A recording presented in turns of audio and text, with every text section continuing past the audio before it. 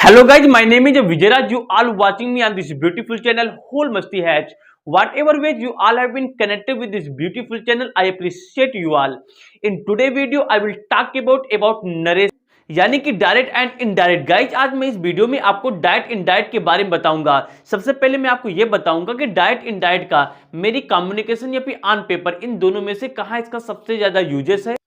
आज मैं इस वीडियो में डायरेक्ट इनडायरेक्ट का मैक्सिमम पोर्शन कवर कर दूंगा। इसमें मैं स्टार्टिंग यानी इनिशियल की वीडियो में आपको मैं बताऊंगा कि जो सिंपल सेंटेंस होते हैं उनका हम लोग डायरेक्ट इनडायरेक्ट में कैसे कन्वर्ट करते हैं। उसके बाद जो टेंसेस होते हैं, मोडल्स होते हैं। उसके बाद टेंसेस में जो हमारे पास निगेटिव और इसके जो इंट्रोगेटिव होते हैं, इंट्रोगेटिव में यस या नो टाइप, और हमारे पास जो क्वेश्चन वर्ल्ड टाइप के हमारे पास जो इंट्रोगेटिव होते हैं उनका मैं नरेशन यानी कि डायरेक्ट इनडायरेक्ट कैसे बदलता हूं। इन सारी बातों में आज मैं देखने वाला हूं, इसकी टिप और ट्रिक्स देखूंगा। Now, without any kind of delay, let's get started the video right now। चलिए शुरू करते हैं। आज मैं आपको इस वीडियो में डायरेक्ट इनडायरेक्ट बताऊंगा। सबसे पहले मैं आपको यहाँ पे वार्न कर दूं, आज मैं डायरेक्ट इनडायरेक्ट की A to Z इंफॉर्मेशन आपको दूंगा। चाहे आप एकेडमिक लेवल के हो या फिर आप कंपटीशन लेवल के हो। अगर आप ये वीडियो 1 घंटे, अभी मुझको भी नहीं पता कितने घंटे की वीडियो बनेगी, लेकिन जितने भी घंटे की वीडियो बनती है, अगर आप इसको कंप्लीटली वॉच कर लेते हैं तो मैं आपको गारंटी देना चाहता हूं कि आपका कोई भी ऐसा क्वेश्चन नहीं होगा जिसका आप लोग डायरेक्ट से इनडायरेक्ट इजीली ना बना पाए। तो चलो शुरू करते हैं। और मैं आपको ये भी बता दूं कि आज मैं आपको ये भी बताऊंगा कि जो स्पोकन के बच्चे हैं, स्पोकन के पॉइंट ऑफ व्यू से डायरेक्ट इनडायरेक्ट कितना वैल्यूएबल है भी या नहीं भी है, ये सारी मैं बातें आपके साथ करूंगा। और आज के इस टॉपिक में यानी कि जो डायरेक्ट इनडायरेक्ट है, मैं क्या क्या पढ़ने वाला हूं, पहले मैं आपको थोड़ा सा वार्न कर दूं, थोड़ा सा मैं इसको बता दूं। इसमें मैं आपको सबसे पहले सिंपल सेंटेंसेस के बारे में बताऊंगा कि उनका हम लोग डायरेक्ट इनडायरेक्ट कैसे बनाते हैं। उसके बाद जो टेंसेस होते हैं उनका देखेंगे। उसके बाद जो मोडल्स होते हैं उनका देखेंगे। और जो टेंसेस होते हैं इनके जो हमारे पास निगेटिव और इनके पास जो इंट्रोगेटिव में यस या नो टाइप और जो WH टाइप होते हैं, इनका पूरा हम लोग कन्वर्जन आज देखेंगे, यानी डायरेक्ट से इनडायरेक्ट में कैसे करते हैं। तो बिना किसी देरी के शुरू करते हैं। देखो डायरेक्ट इनडायरेक्ट क्या होता है। अच्छा, जैसे मैं कह दूं आपको, मैं आज नरेशन सिखाऊंगा। क्या सिखाऊंगा? नरेशन। तो नरेशन क्या होता है? अच्छा, मैंने आपसे कह दिया आज स्पीच सिखाऊंगा। स्पीच क्या होता है? जैसे कोई कह दे आपसे आज मैं आपको आप रिपोर्टिंग स्पीच सिखाऊंगा। क्या सिखाऊंगा? Reporting speech. तो ये क्या होता है, सुनो ध्यान से। चाहे मैं आपसे कह दूं डायरेक्ट इनडायरेक्ट सिखाऊंगा, या फिर मैं कह दूं आपको नरेशन सिखाऊंगा, या फिर मैं आपसे कह दूं कि स्पीच सिखाऊंगा, या फिर आज मैं आपसे कह दूं रिपोर्टिंग स्पीच सिखाऊंगा, ये चारों की चारों एक ही बात है। सबसे पहली बात तो ये, पहली बात ये कंफ्यूजन से दूर आओ कि चारों की चारों हमारे पास क्या है, एक ही बात है। बहुत बढ़िया। दूसरा मेरा क्वेश्चन आपसे ये है कि why we need to understand narration. सबसे अहम क्वेश्चन, यार हम नरेशन क्यों पढ़ें? अगर हम अपनी किताब यानी कि अपनी बुक उठाते, चाहे वो एनसीईआरटी को या कोई भी हमारे पास इंग्लिश ग्रामर की बुक हो, तो उसमें नरेशन के कई सारे रूल्स एंड रेगुलेशंस होते हैं। तो यहाँ पे सबसे बेसिक क्वेश्चन हम यही देखेंगे कि जो हम लोग नरेशन होता है, ये नरेशन को पढ़े क्यों। तो सबसे पहले हम यही देखेंगे कि जो नरेशन जो हम लोग पढ़ते हैं वो कहां कहां यूज होता है, यानी कि why we need to understand narration हम पढ़े क्यों। सुनो ध्यान से।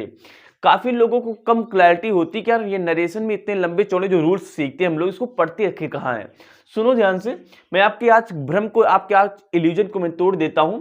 एक बात याद कर लो, नरेशन का अगर आप स्पोकन की दृष्टि यहां पे बैठे हैं तो मैं आपको बता दूं कि स्पोकन में यानी हमारी कम्युनिकेशन में, यानी हमारी कम्युनिकेशन में नरेशन का यूज भैया नहीं होता है। क्या बोला? हाँ, यानी कि अगर आप कम्युनिकेशन यानी कि अगर इंग्लिश बोलना चाहते हैं, अगर आपको नरेशन यानी कि डायरेक्ट इनडायरेक्ट नहीं आता है तो चल जाएगा, यानी कम्युनिकेशन में इसका यूज नहीं है। अगर इसको अगर देखा जाए तो है, अगर इसका थोड़ा बहुत है भी तो बहुत लेस है, और वो लेस को मैं ना के बराबर ही समझूंगा। यानी अगर आप कम्युनिकेशन करना चाहते हैं, स्पोकन करना चाहते हैं, अगर आप स्पोकन करना चाहते हैं तो स्पोकन की दृष्टि से हमारे पास क्या है, डायरेक्ट इनडायरेक्ट इंपॉर्टेंट नहीं है। तो आप दूसरा क्वेश्चन ये उठता है, इतने लंबे चौड़े रूल हमें सिखाए ही क्यों चाहते हैं? यार ये एक लैंग्वेज का पार्ट है। अगर ये लैंग्वेज का पार्ट है, अगर हमें इससे लैंग्वेज ही नहीं बोलनी है तो इसको सिखाया क्यों जाता है? देखो मैं आपको बताता हूं।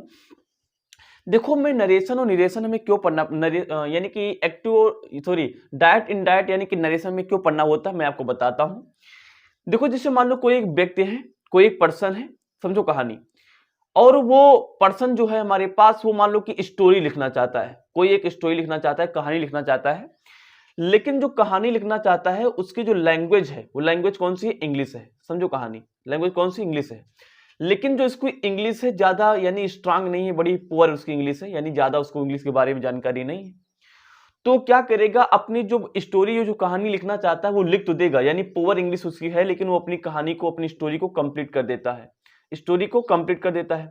लेकिन यार सोचो ना, अब वो जो स्टोरी कंप्लीट करेगा अगर वो उसको सीधा मार्केट में लेके चला जाए, सीधा मार्केट सीधा मार्केट में लेके चला जाए, तो अगर वो सीधा मार्केट में उसको लॉन्च कर देगा उसकी बुक, तो ज्यादा वो नहीं चल पाएगी, क्योंकि वो अपनी बातों को अच्छे से उसमें एक्सप्लेन ही नहीं कर पाएगा, क्योंकि उसको इंफॉर्मेशन है ही नहीं। तो वो क्या करता है, मार्केट में क्या करता है, मार्केट में पहले बुक को पब्लिश करने से पहले मार्केट में कुछ लैंग्वेज एक्सपर्ट बैठते हैं। कौन बैठते हैं, लैंग्वेज एक्सपर्ट। मार्केट में कुछ लैंग्वेज एक्सपर्ट होते हैं। सबसे पहले वो क्या करता है, मार्केट में कुछ लैंग्वेज एक्सपर्ट को हायर करता है, उनसे बात करता है और अपनी बुक को उनको क्या कर देता है, उन मार्केट हैंड ओवर कर देता है। यानी कि जो हैंड ओवर यानी कि जो मार्केट में बैठते हैं लैंग्वेज एक्सपर्ट, उनको वो बुक क्या करता है, हैंड ओवर कर देता है। और मार्केट में जो बंदा बैठा होता है ना, वो क्या करता है, उनकी इंग्लिश की जितनी भी त्रुटियां होती हैं, यानी उनको ज्यादा तो अंग्रेजी आती नहीं थी, तो अब मार्केट में जो बंदा बैठा है, अब वो क्या करेगा, जिस पर्सन ने जो भी बुक लिखी है उसमें ग्रामेटिकली या फिर वोकैबुलरी रिलेटेड जितनी भी मिस्टेक, अभी जो पर्सन होता है ये क्या करता है, मार्केट में जितने भी लैंग्वेज एक्सपर्ट होते हैं वो अपनी किताब को जो उसने अपनी लैंग्वेज में लिखी उसको हैंड ओवर कर देता है।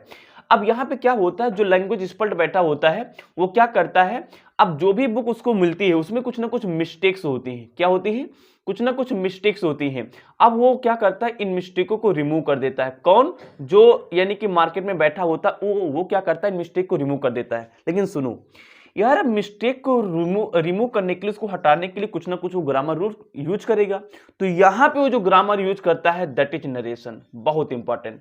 यहाँ पे क्या होता है, वहां पे हम लोग यहाँ पे वो बंदा नरेशन यूज करता है। कहाँ पे, सुन लो ध्यान से। जैसे मान लो आप कोई स्टोरी लिखना चाहते हैं, लेकिन अगर आप स्टोरी पोट्री जो भी लिखना चाहते हैं तो उसकी प्रॉपर लैंग्वेज होती है ना, हमारे समाज को समझाने के लिए, हमारी पब्लिक को समझाने के लिए। पब्लिक इतना अंडरस्टैंडेबल नहीं होती, आप जो भी भाषा लिखोगे वो समझ जाएगी। उसको एक प्रॉपर ग्रामर चाहिए होती है किसी भी चीज को समझने के लिए, क्योंकि वी आर इंडियन, हमारी मदर टंग इंग्लिश नहीं है, हमको समझने के लिए प्रॉपर लैंग्वेज चाहिए होती है। तो प्रॉपर लैंग्वेज नहीं होती, तो जो बंदा स्टोरी लिखना चाहता है वो क्या करता है, मार्केट में कुछ बहुत बढ़िया लैंग्वेज एक्सपर्ट होते हैं, उनको लैंग्वेज के बारे में काफी इंफॉर्मेशन होती है। तो वो क्या करते हैं, लैंग्वेज एक्सपर्ट को हायर करते हैं और उनको अपनी बुक थमा देते हैं। कहते हैं भैया इसमें जो मिस्टेक्स हैं ग्रामेटिकली इनको दूर कर दो। तो क्या करता है, उसमें जितने भी मिस्टेक होती है दूर कर देता है। लेकिन उन मिस्टेक को दूर करने के लिए वो किस रूल ऑफ ग्रामर को यूज करता है, वो यूज करता है नरेशन, यानी कि डायरेक्ट इनडायरेक्ट। यानी कि डायरेक्ट इनडायरेक्ट हम लोग कम्युनिकेशन में तो यूज नहीं करते हैं, लेकिन डायरेक्ट करते भी है तो बहुत लेस अमाउंट में करते हैं। लेकिन सबसे ज्यादा डायरेक्ट इनडायरेक्ट का यूज हम अपनी किताब जब लिखते हैं, उसमें कुछ करेक्शन होते हैं, कुछ प्रॉब्लम्स होती है, उन प्रॉब्लम को दूर करने के लिए लैंग्वेज एक्सपर्ट के पास जाते हैं। लैंग्वेज एक्सपर्ट जिन टेक्निक्स के थ्रू, जिन रूल एंड रेगुलेशन के थ्रू उस किताब को करेक्ट करता है दैट इज नरेशन। ये होता है नरेशन। तो अभी हमने समझा कि नरेशन को हम लोग पढ़ते क्यों हैं। अब समझते हैं कि नरेशन है क्या, नरेशन एक्चुअली में बताता क्या है। आज मैं आपको टोटल बेसिक चीजें बताना चाहता हूं। अगर आपको बेसिक आता है तभी आप लोग बढ़िया से कोई भी क्वेश्चन को इजीली कर पाओगे। बेसिक अगर आता है तभी आगे बढ़ पाओगे। तो पहले बेसिक पढ़ लिया जाए, नरेशन पढ़ते क्यों है। कई बार बच्चों को पता होता है कि मैं नरेशन पढ़ रहा हूं, पूरे रूल एंड रेगुलेशन चार्ट जाते, लेकिन उन्हें नहीं पता होता कि नरेशन हम पढ़ते क्यों है, इसका एप्लीकेशन क्या है, एक्चुअल में इसका मीनिंग क्या निकलता है। तो पहले ये तो जान लिया जाए, इस आप लोग इसका स्क्रीनशॉट ले सकते हैं। ओके, हम ये समझते हैं कि डायरेक्ट इनडायरेक्ट यानी कि नरेशन हम पढ़े क्यों, आओ देख लेते हैं। यार नरेशन यानी कि डायरेक्ट इनडायरेक्ट हम क्यों पढ़ते हैं, आज मैं आपको 2 मिनट के अंदर बताता हूं। एक कंडीशन लेते हैं, एक सिचुएशन लेते हैं। जैसे मान लो कि राम और श्याम नाम के 2 फ्रेंड थे। एक दिन श्याम स्कूल जाना चाहता था, तो वो राम के पास गया, बोला भैया चलो स्कूल चलते हैं। तो राम ने क्या कहा, राम ने कहा कि मैं बीमार हूं, आज मैं विद्यालय नहीं जाऊंगा। यानी राम ने श्याम से कहा कि आज मैं बीमार हूं, मैं अच्छा फील नहीं कर रहा हूं, इसलिए मैं विद्यालय नहीं जाऊंगा। श्याम ने कहा ओके भैया ठीक है, नहीं जाओ। तो ये क्या करेगा, आगे बढ़ेगा, जाएगा विद्यालय। जैसे ही विद्यालय में जाएगा, कौन, श्याम। जब श्याम विद्यालय गया तो इसको कौन मिल गया, प्रिंसिपल मिल गया। अब जब प्रिंसिपल मिला तो प्रिंसिपल ने श्याम से पूछा भैया आज आपका दोस्त जिसके साथ आप रहते थे, परमानेंट रहते थे, राम राम क्यों नहीं आया आज। तो श्याम क्या बोलेगा, श्याम बोलेगा सर राम बीमार था इसीलिए वो विद्यालय नहीं आया। तो भैया यही है डायरेक्ट इनडायरेक्ट। क्या, हाँ यही है डायरेक्ट इनडायरेक्ट। सुनो, जब राम ने श्याम से डायरेक्ट कहा कि भैया मैं बीमार हूं, यानी कि दोनों लोग सामने प्रेजेंट थे, प्रेजेंट की बात हो रही है। यानी जब किसी एक बंदे ने किसी दूसरे बंदे से सम्मुख होके, प्रत्यक्ष रूप से होके सामने कोई बात कहता है ना, तो मैं उसे बोलता हूं डायरेक्ट। क्या बोलता हूं? डायरेक्ट। यानी यहाँ पे ये जो जितनी भी बातें लिखी है ना, ये हमारे पास डायरेक्ट बातें हैं। अब दोनों ध्यान से, श्याम ने क्या किया, इन्हीं बातों को उठाया। अब इन्हीं देखो, एक बात ये समझो कि यहां और यहां का मतलब नहीं बदल जाता। यहां जो भी शब्द वाक्य लिखा, यहां जो भी वाक्य लिखा है, इन दोनों वाक्य का मतलब यही है कि राम बीमार था इसलिए विद्यालय नहीं आया। लेकिन कहने और कहने वाले का पोजीशन बदल गया। इसमें यहां पे राम कह रहा था श्याम से, यहां श्याम कह रहा था प्रिंसिपल से। श्याम ने कहा कि जब प्रिंसिपल ने पूछा श्याम से, भैया कि राम क्यों नहीं आया, तो श्याम ने क्या कहा, सर राम बीमार था इसलिए वो विद्यालय नहीं आया। हमने क्या किया, अब इस वाली बात को यहां पे प्रिंसिपल से डायरेक्टली वही बात नहीं बोल दिया। अगर ये बात इनसे बोल देता कि मैं बीमार हूं, आज मैं विद्यालय नहीं आऊंगा, तो ये बात राम की ना हो जाती, वो तो श्याम को जाती, कहता कि वो बीमार हो गया। तो उसने क्या किया, इसी बात को ऐसा एडजस्ट किया कि पूरी की पूरी बातें राम के ऊपर लग जाएं। तो इसी को बोलते हैं हम लोग क्या, इनडायरेक्ट। क्या बोलते हैं?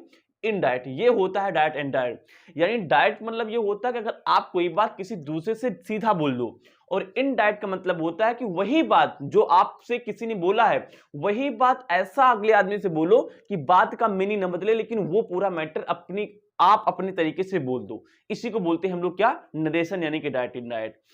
यानी कि जैसे मान लो मैं आपको आज पढ़ा रहा हूं, आज मैंने आपको डायरेक्ट इनडायरेक्ट सिखा दिया, तो मैं आपको सीधा सिखा रहा हूं ना, तो ये डायरेक्ट इनडायरेक्ट सीखने के बाद, यानी कि आज मैं आपको जो भी सिखाऊंगी मेरे लिए क्या होगा, आपके लिए मेरे लिए क्या होगा, डायरेक्ट स्पीच होगा। और आप ये नरेशन है कि डायरेक्ट इनडायरेक्ट सीखने के बाद जब किसी तीसरे को सिखाओगे तो मैटर तो यही बोलोगे। आज मैं जो आपको डायरेक्ट इनडायरेक्ट के रूल बताऊंगा, तो रूल तो वही होने वाले हैं। लेकिन आप जब किसी तीसरे से बताओगे, तो आप मेरी जितनी भी शब्द में जितने भी सेंटेंस बोल रहा हूं, डिट्टो कॉपी करके थोड़ा वहां बता पाओगे। आप समझोगे और समझने के बाद उसको अपने वाक्य प्रयोग में यूज करके वहां पे बोल दोगे, तो वो हो गया हमारे पास इनडायरेक्ट। तो ये होता है डायरेक्ट इनडायरेक्ट, पर बोलने का तरीका होता है। अगर किसी के सामने सीधा हम प्रत्यक्ष रूप से बोलते हैं तो डायरेक्ट है। अब आपने किसी से बातें सीख के किसी तीसरे के सामने बोल, तो हमारे लिए क्या होता है, इनडायरेक्ट होता है। बहुत बढ़िया। अब सोचिए, देखो इसमें क्या करना होता होगा यार। ये देखो ध्यान से, हमने हिंदी में लिखा, हिंदी हमारी मदर टंग है, तो जब हिंदी में बोलना होता है तो चाहे वो डायरेक्ट हो चाहे इनडायरेक्ट हो, हम अपने आप से बना लेते हैं। लेकिन नरेशन यानी कि डायरेक्ट इनडायरेक्ट में ये बातें बदल जाएंगी। भाई डायरेक्ट में देखो, मैंने ये सेंटेंस लिखा, राम बीमार, मैं बीमार हूं, आज मैं विद्यालय नहीं जाऊंगा। देखो ये प्रेजेंट के टेंस लिखे हैं, और यही प्रेजेंट के टेंस जब इनडायरेक्ट में गए तो क्या बन गया, सर राम बीमार था इसलिए वो विद्यालय नहीं आए, पास्ट में बन गए। यानी कि यहाँ पे टेंस परिवर्तन हो जाता होगा, यानी कि यहाँ पे टेंस परिवर्तन हो जाता होगा। यानी कि अब यहाँ के इंग्लिश ग्रामर और यहाँ की इंग्लिश ग्रामर क्या होगी, बदल जाएगी। शायद इसीलिए मुझे इसमें कुछ रूल पढ़ने पड़ेंगे, क्योंकि इसको ट्रांसलेट करना पड़ेगा ना, क्योंकि ये तो डायरेक्ट था, इनडायरेक्ट में कुछ वाक्य बदल गए, तो इसको ट्रांसलेट करना पड़ेगा, और ट्रांसलेट जब करेंगे तो कुछ रूल और रेगुलेशन बदल जाती होंगी। अब यही हम देखने वाले। अच्छा, क्या क्या बदल जाता होगा, एक बार चेक कर लिया जाए, एक बार चेक कर लिया जाए। यानी डायरेक्ट से इनडायरेक्ट जाते तो क्या क्या बदल जाता होगा, आओ देख लेते हैं। देखो पहली बात तो क्या बदल जाती है, पहली बात में ये यूज करेंगे सबसे ज्यादा, आज की वीडियो की सबसे इंपॉर्टेंट बात ये होगी, सबसे इंपॉर्टेंट बात यही होगी, क्या क्या बदल जाता है डायरेक्ट से इनडायरेक्ट जाते समय। सबसे पहले देखो टेंस, यहां पे मैं बीमार हूं, यहां पे था राम बीमार था, यानी कि यहां प्रेजेंट की बात हो रही, यहां पास्ट की बात हो रही। तो सबसे पहली बात तो ये है कि ये हो जाएगा हमारे पास टेंस, यानी टेंस बदल जाता होगा। दूसरी बात देखो, टाइम भी बदल जाता होगा।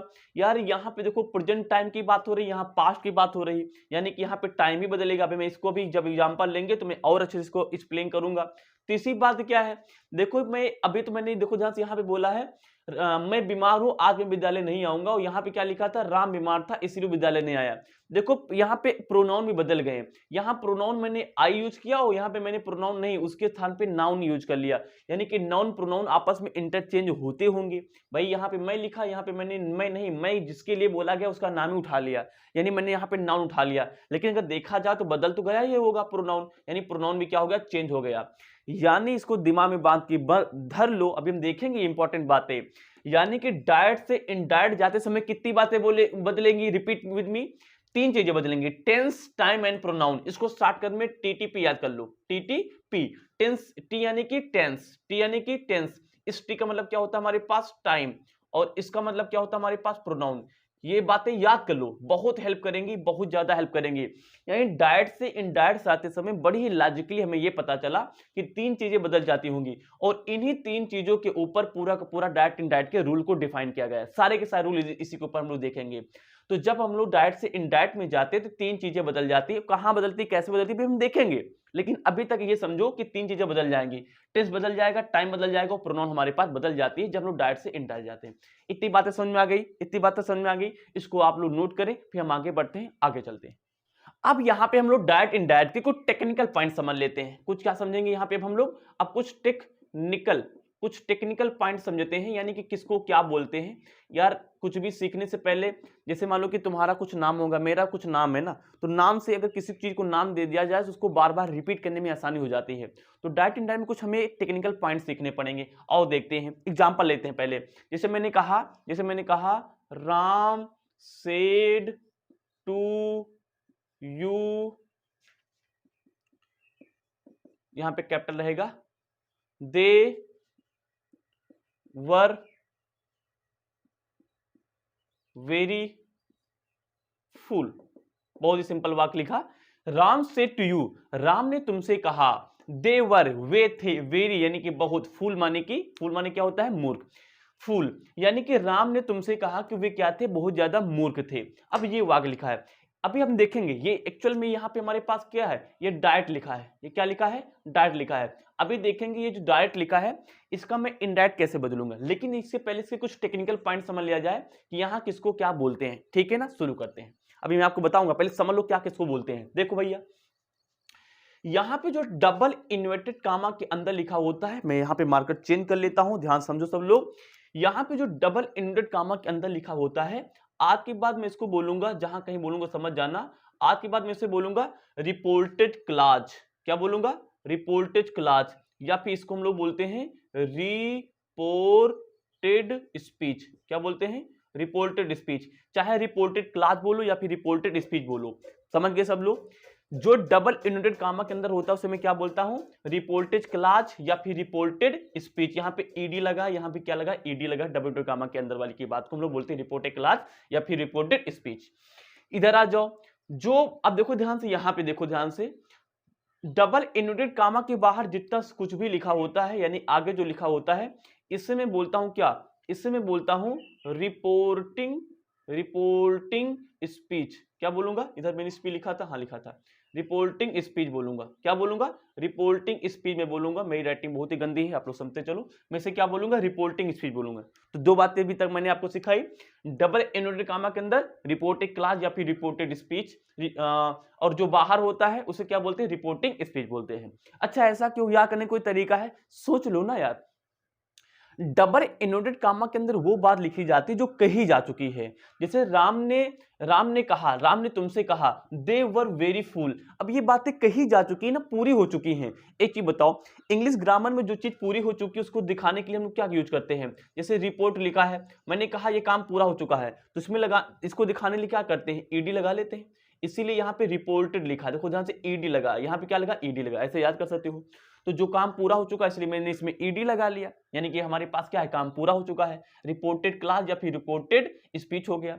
इसमें देखो ध्यान से, राम से यू से कहा होगा, यानी कंटिन्यूअस में कहा होगा।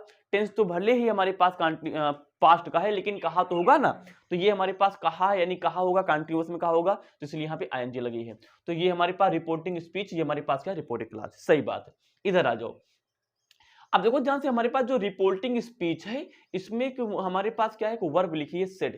क्या लिखी है, सेड। ये क्या होती है, इसे मैं बोलूंगा रिपोर्टिंग वर्ब। क्या बोलूंगा, रिपोर्टिंग वर्ब। क्या बोलूंगा, रिपोर्टिंग वर्ब। रिपोर्टिंग वर्ब ये हमारे लिए क्या होती है, रिपोर्टिंग वर्ब होती है। बहुत बढ़िया, जहां कहीं रिपोर्टिंग वर्ब बोलूंगा समझ जाना सब्जेक्ट के बाद वाले की बात हो रही है। यहां देखो ध्यान से, यू लिखा है, यू क्या है ये समझ जाओ, क्योंकि यही बहुत ज्यादा इंपॉर्टेंट होने वाला है आपके लिए।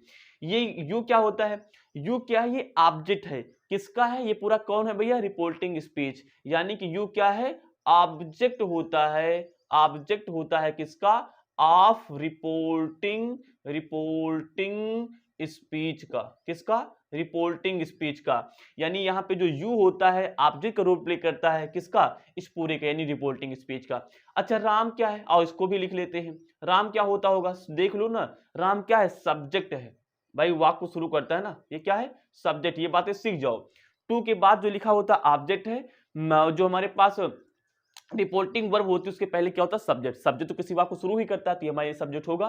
तो सब्जेक्ट क्या यहाँ पे राम क्या है, ये सब्जेक्ट है। सब्जेक्ट ऑफ किसका है, सब्जेक्ट भैया, ये पूरा हमारे लिए क्या है, रिपोर्टिंग स्पीच है। यानी कि किसका है, रिपोर्टिंग स्पीच का, रिपोर्टिंग स्पीच का। तो ये हमारे पास हो गया रिपोर्टिंग स्पीच।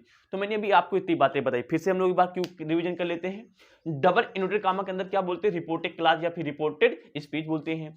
जो यहाँ पे बातें बोल रहा होता है उसे क्या बोलते हैं, यानी कि जो यहाँ पे डबल इन्वर्टेड कामा पहले लिखा होता है उसे क्या बोलते हैं, रिपोर्टिंग स्पीच बोलते हैं। इसमें जो वर्ब होती है उसे क्या बोलते हैं, रिपोर्टिंग वर्ब बोलते हैं। इसमें जो ऑब्जेक्ट होता है उसे क्या बोलते हैं, object of the reporting speech बोलते हैं। जो स्टार्टिंग का शब्द होता है, जैसे यहाँ पे राम, राम क्या है, subject of the reporting speech है। तो इतनी बातें मैंने आपको अभी मोटी मोटी बताई। अब आप लोग यानी कि लड़ने के लिए तैयार हो, यानी एक्टिव, यानी कि जो हमारे पास एक्टिव पैसिव बार बार बोल देते, क्या बोल रहे हो, यानी कि अब हम लोग डायरेक्ट इनडायरेक्ट यानी कि नरेशन के कॉन्सेप्ट को तोड़ने के लिए बिल्कुल तैयार है। लेकिन उससे पहले आप इसका स्क्रीनशॉट ले ले। अब चलते हैं हम रूल एंड रेगुलेशन की तरफ। स्क्रीनशॉट गाइस जी, एक इंफॉर्मेशन जान लेना बहुत जरूरी है, आपके लिए भी और मेरे लिए भी। नहीं नहीं, आपके लिए, मैं तो जानता ही जानता हूं। देखो यहां पे जो भी बंदा राम बोल रहा है, तो राम यहां पे देखो किस टेंस को यूज किया। देखो यहां पे ये वर लगा है, यानी हमारे पास दे वर वेरी फुल, यानी कि हमारे पास कहीं ना कहीं पास्ट का कंटीन्यूअस टेंस है। वैसे ये पास्ट का सिंपल टेंस भी बोलते हैं, लेकिन अभी ये मोटी मोटी बात समझो, मैं वहां आप कंफ्यूज ना हो, मैं आपको सारी बातें बताऊंगा। यहाँ पे वर लगा तो आप ऐसे सीखो कि हमारे पास पास्ट का कौन सा टेंस है, कंटीन्यूअस टेंस है। इसको कई लोग पास्ट का सिंपल टेंस भी बोलते हैं, सब सही है। पास्ट का सिंपल टेंस क्यों बोलते हैं, क्योंकि ये टू बी का पास्ट टेंस है। ठीक है, मैं आपको पूरा एलिब्रेट करूंगा। सुनो, अब मेरा क्वेश्चन आपसे ये है कि यहां राम जब यू से कहता है तो कितने प्रकार के वाक्य यहां पे बोल सकता है। अरे सोचने वाली बात है ना। या तो वो किस में बोलेगा, यहां वाला वाक्य, या तो वो क्या होगा, यानी वो सिंपल टेंस होगा। क्या होगा, या तो वो सिंपल टेंस होगा, सिंपल टेंस होगा, होगा नहीं होगा, आप लोग बताओ। या तो सिंपल टेंस होगा। सिंपल टेंस क्या होते हैं, जो टू बी वाले होते हैं। टू बी वाले यानी कि जिसमें इज, एम, आर, कामा लगा लेंगे, या फिर हमारे पास क्या हो, इज एम आर हो, मैं बोल देता हूं, इज एम आर हो, मैं लिख भी देता हूं यार, इज एम आर हो, या फिर जैसे हमारे पास वाज वर हो, या फिर हमारे पास क्या हो, हैज या है हो। लेकिन इनके साथ में हमारे पास क्या होगा, मेन वर्ब नहीं आएगी। मेन वर्ब नहीं आती, केवल ये आते हैं, जैसे कि दे वर वेरी फुल, इसमें कहीं भी मेन वर्ब हमारे पास है नहीं है, तो इन्हें बोलते हैं सिंपल टेंस है। तो सोच देखो ना, सिंपल टेंस, ठीक है। अब यहां पे डबल इंटरेड कामा के अंदर यहां पे जो भी बंदा बोलेगा, यार देखो, जब मैं आपसे बात बोल रहा हूं तो अब हम अपनी अपनी सिचुएशन के हिसाब से मैं वाक्य यूज करूंगा ना। अगर मैं आपसे कोई पास्ट टेंस में बात करना चाहता हूं तो मैं आपसे पास्ट टेंस में बोलूंगा, यानी पास्ट आ जाएगा। या मैं आपसे भैया कोई टेंस बोलना चाहता हूं, प्रेजेंट का कंटीन्यूअस टेंस बोलना चाहता हूं तो वो टेंस बोल लूंगा। अच्छा, क्या मैं आपके साथ मॉड्यूल वाक्य नहीं बोल सकता हूं, कोई चीज मैं आपको समझा रहा हूं, इंग्लिश में समझा रहा हूं, तो भाई यहां पे एक मॉड्यूल आ सकता है। हो सकता है कि मैं आपको कोई ऑर्डर दे रहा हूं, यहाँ पे इंपैरेटिव सेंटेंस आ सकता है। हो सकता है यहाँ पे एक्सक्लेमेटरी आ जाए, हो सकता है यहाँ पे ऑब्जेक्टिव आ जाए। तो मैं यही बता रहा हूं कि यहाँ पे जो भी बंदा जिससे कोई बात बोलता है तो अपनी फ्रीडम के हिसाब से, क्योंकि उसको जो भी बात समझानी होती है, क्योंकि आप बताना कुछ जाते प्लान ए के बारे में, तो प्लान ए के बारे में जो टेंस यूज होने चाहिए वही यूज करोगे ना, तभी पूरी बात आप किसी के सामने बता पाओगे, है ना। बात आप समझ रहे होंगे मेरी। तो कहने मतलब क्या निकलता है, जब यहां राम यू से बोल रहा है तो अपनी इच्छा के हिसाब से यहां पे कोई भी सेंटेंस यूज कर सकता है। तो यहां पे कौन कौन सेंटेंस हो रहे हैं मैं आपको ये बता रहा हूं, ठीक है ना। तो वहां पे सिंपल टेंस हो सकते हैं, यहां पे हो सकता है, या तो हमारे वहां पे क्या हो सकते हैं, जो टेंस होते हैं 12 के 12 टेंस में से कोई एक हो सकता है। या फिर तीसरा हमारे पास जो मॉडल वर्ब होते हैं, मॉडल्स वर्ब होती हैं, ये हो सकते हैं। मॉडल वर्ब हमारे पास 10 प्लस से ज्यादा होती हैं, कोई प्रेजेंट टेंस होती है, कोई पास्ट टेंस होती है, हम देखेंगे। यानी इन तीनों में से कोई भी यहां पे हो सकता है। मैं इनका अभी चेंज करने बताऊंगा कैसे होता है, आप लोग पहले समझो।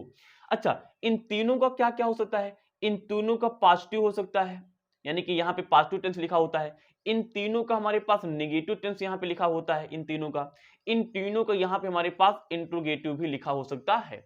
यानी कि सिंपल का पॉजिटिव हो सकता है, नेगेटिव, इंट्रोगेटिव, यानी इन तीनों का पॉजिटिव, नेगेटिव, इंट्रोगेटिव कुछ भी हो सकता है। यानी इतनी ग्रामर तो हमें सीखनी पड़ेगी, इनको कैसे बदलते हैं। आगे क्या क्या था, 3 की टुकड़ी और बनेगी चौथे नंबर पे। अगला आता हमारे पास इम्पेरेटिव टेंस। जो हमारे पास इंपैरेटिव सेंटेंस होते हैं, यहाँ पे इंपैरेटिव सेंटेंस लिखे होते हैं, जैसे कि हमारे पास गो देयर, ये वाले है ना। अभी मैं देखूंगा, अभी अंदर चलेंगे तो हम लोग देखेंगे, लेकिन अभी ये समझो। तो दो यहाँ पे अगर गो देयर लिखा है तो उसको कैसे बदला जाएगा, इंपैरेटिव सेंटेंस। या फिर पांचवा हमारे पास होता है एक्सक्लामेटरी, एक्सक्लामेटरी सेंटेंस। जो हमारे पास एक्सक्लामेटरी सेंटेंस होते हैं, एक्सक्लामेटरी सेंटेंस जिसमें हम लोग बोलते हैं ना ब्रावो, ये जैसे हमारे पास वाक्य होते हैं एक्सक्लामेटरी, जिसमें लास्ट में हम लोग एक्सक्लामेशन मार्क लगा देते हैं। ये जो होते हैं अगर यहाँ पे लिखे, इनका हम लोग कैसे परिवर्तन करेंगे, शायद नीचे नहीं आ रहा तो मैं छठवा यहाँ पे लिख लेता हूँ। अगला छठवा हमारे पास होता है ऑप्टेटिव, ऑप्टेटिव सेंटेंस। तो जो ऑप्टेटिव सेंटेंस होते हैं, ऑप्टेटिव सेंटेंस क्या होते हैं, जैसे कि जहां पे हम लोग प्रे करते हैं, जहां पे हम लोग अभी देखेंगे, जब इनकी बात आएगी हम देखेंगे, यहाँ पे प्रे हो या प्रे, या फिर हमारे पास विश हो, है ना, या फिर हमारे पास बेड हो, ये सब क्या होती है मैं देखूंगा, प्रार्थना हो, इच्छा हो, या फिर कोई अभिवादन हो, तो वहां पे ऑप्टेटिव सेंटेंस होता है। तो भैया यहाँ पे जो हमारे पास डबल इन्वर्टेड कामा के अंदर होता है, इनमें में से कोई भी यहाँ पे वाक्य हो सकता है। सोचो ना, ये किस पे डिपेंड करेगा, सब्जेक्ट पे डिपेंड करेगा। सब्जेक्ट ऑब्जेक्ट पर जो भी बोलना चाहता है, जिस भी इवेंट के बारे में बोलना चाहता है, जिस भी घटना के बारे में बोलना चाहता है, तो उस घटना को बताने के लिए वो कौन से पार्ट ऑफ स्पीच, कौन से पार्ट ऑफ ग्रामर को यूज करना चाहता है, वो यहाँ पे रख के बोल देगा।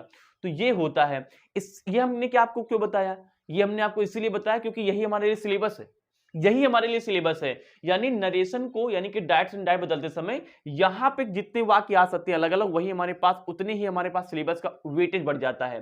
पहले हम लोग यहाँ पे अगर सिंपल टेंस आएगा तो उसको देखेंगे कैसे बदला जाता है, यानी यही पूरा सिलेबस है। तो आज के वीडियो में मैं 3 स्टार्टिंग बताऊंगा, जो टेंस होते हैं, सिंपल जो टेंस होते हैं और जो मॉडल्स होते हैं, अगर वो यहाँ पे लिखे होते तो इनका मैं नरेशन कैसे बदलता हूँ ये मैं आपको बताऊंगा। उससे पहले आप लोग इसका हिस्सा ले लें।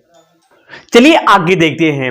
मैंने रिसेंटली भी आपको बताया कि जब कभी हम लोग डायरेक्ट से इनडायरेक्ट जा रहे होते हैं, इनडायरेक्ट जा रहे होते, कितनी चीजें बदल जाती हैं, इसको ऐसे याद रखो, टीटीपी, यानी कि 3 चीजें बदल जाती थी। टाइम बदल जाता है, टेंस बदल जाता है और प्रोनाउन बदल जाता है। अब एक्चुअली पता क्या होता है, इन्हीं 3 को मुझे सीखना है, इन्हीं 3 को मुझे आपको सिखाना है। जैसे ही आप ये समझ जाओगे कि डायरेक्ट से जब हम लोग इनडायरेक्ट जाते हैं, तो जो रिपोर्टेड क्लॉज होता है, जिसे मैं रिपोर्टेड स्पीच बोलता हूं, जो डबल इन्वर्टेड कामा के अंदर होता है, उनकी 3 चीजें बदल जाती है, टाइम, टेंस, प्रोनाउन बदल जाता है। अब जैसे मैं आपको ये 3 सिखा दूंगा, वैसे ही आप किसी भी डायरेक्ट के इनडायरेक्ट को बदलने के लिए आप रेडी हो जाओगे। तो सबसे पहले हम यही देखेंगे कि टाइम, टेंस और प्रोनाउन कैसे बदले जाते हैं। एक्चुअली इसको मैंने चार्ट का नाम दिया है। सबसे पहले मैं टेंस चार्ट देखूंगा, उसके बाद टाइम चार्ट देखूंगा, उसके बाद मैं प्रोनाउन चार्ट देखूंगा, और ये चार्ट क्या बताएगा, डायरेक्ट से इनडायरेक्ट बदलते समय कौन कैसे चीजें बदल जाती है, ये चीजें एक्चुअली ये बताता है। तो शुरू करते हैं। सबसे पहले यहाँ पे मैं किसके बारे में बात करूंगा, सबसे पहले यहाँ पे मैं बात करूंगा टेंस के बारे में। किसके बारे में, टेंस। टेंस चार्ट क्या होता है, टेंस चार्ट क्या होता है, देखो ध्यान से। देखो, जब हमारे पास कोई चीज डायरेक्ट, यानी कि जो डबल इन्वर्टेड कामा का वाक्य होता है, अगर डायरेक्ट में है, तो उसको जब हम लोग इनडायरेक्ट में बदलते हैं तो क्या क्या चीजें बदल जाती हैं। देखो, अगर डायरेक्ट में हमारा वाक्य डूडज का हुआ, डूडज का मतलब क्या निकलता है, प्रेजेंट का इंडेफिनिट टेंस, तो वो बदल जाएगा पास्ट के इंडेफिनिट टेंस, यानी कि डिड में। क्यों बदल जाएगा, डिड में।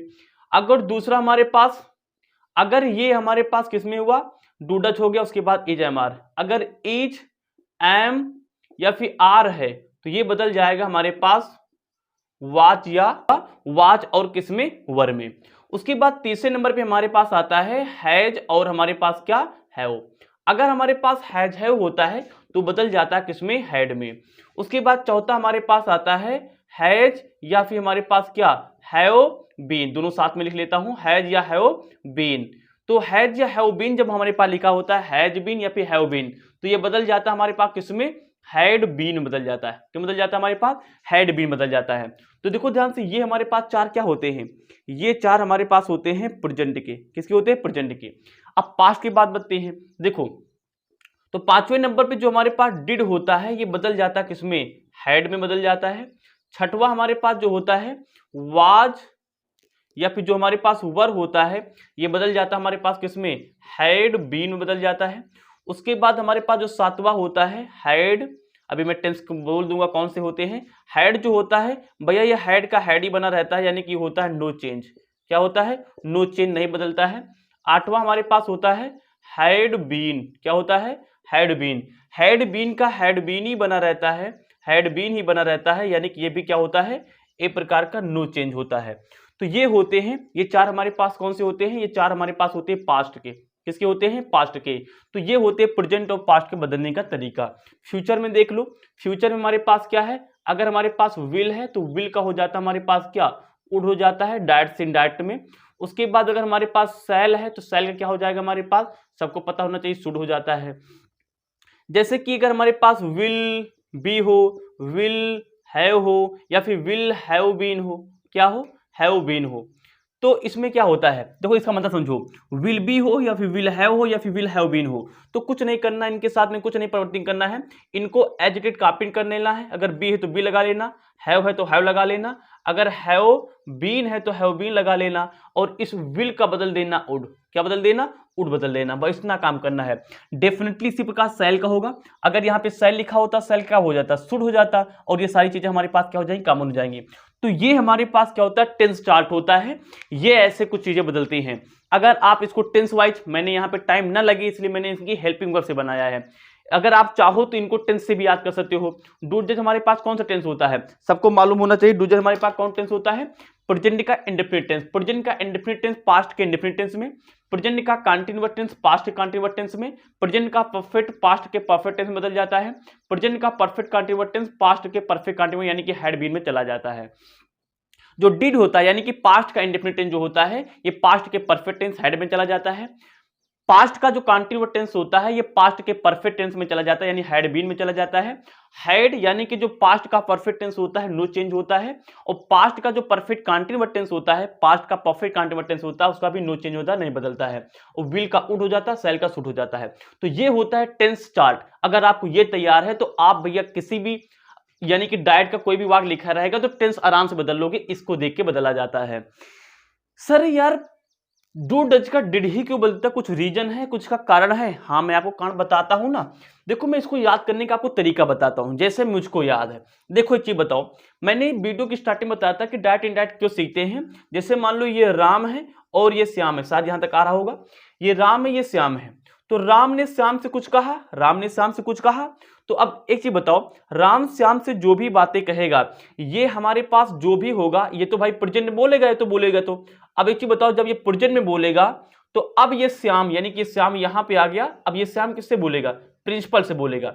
एक चीज बताओ, अगर राम ने श्याम से प्रेजेंट के बारे में बताया है, अगर अब यही बात श्याम प्रिंसिपल से बोलेगा तो क्या वो प्रेजेंट रह जाएगा? अब तो ये श्याम के लिए बात बीती हो चुकी है ना, यानी कि अब यही वाली बात श्याम के लिए क्या हो जाएगी, पास्ट बन जाएगी।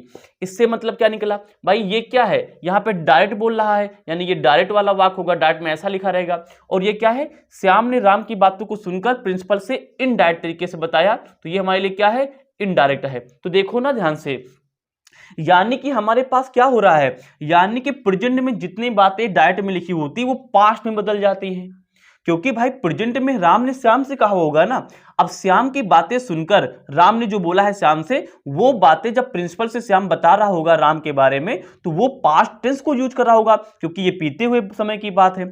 तो इससे क्या पता चला, इससे ये पता चला कि जितने भी प्रेजेंट के वाक्य होते होंगे वो पास्ट में बदल जाते हैं। देखो ध्यान से, आप देख सकते हो, ऐसे याद कर सकते हो। एक्चुअली क्या होता है, एक्टिव और पैसिव वाइज तो डायरेक्ट इनडायरेक्ट सीखते समय बड़ी कंफ्यूजन होती है।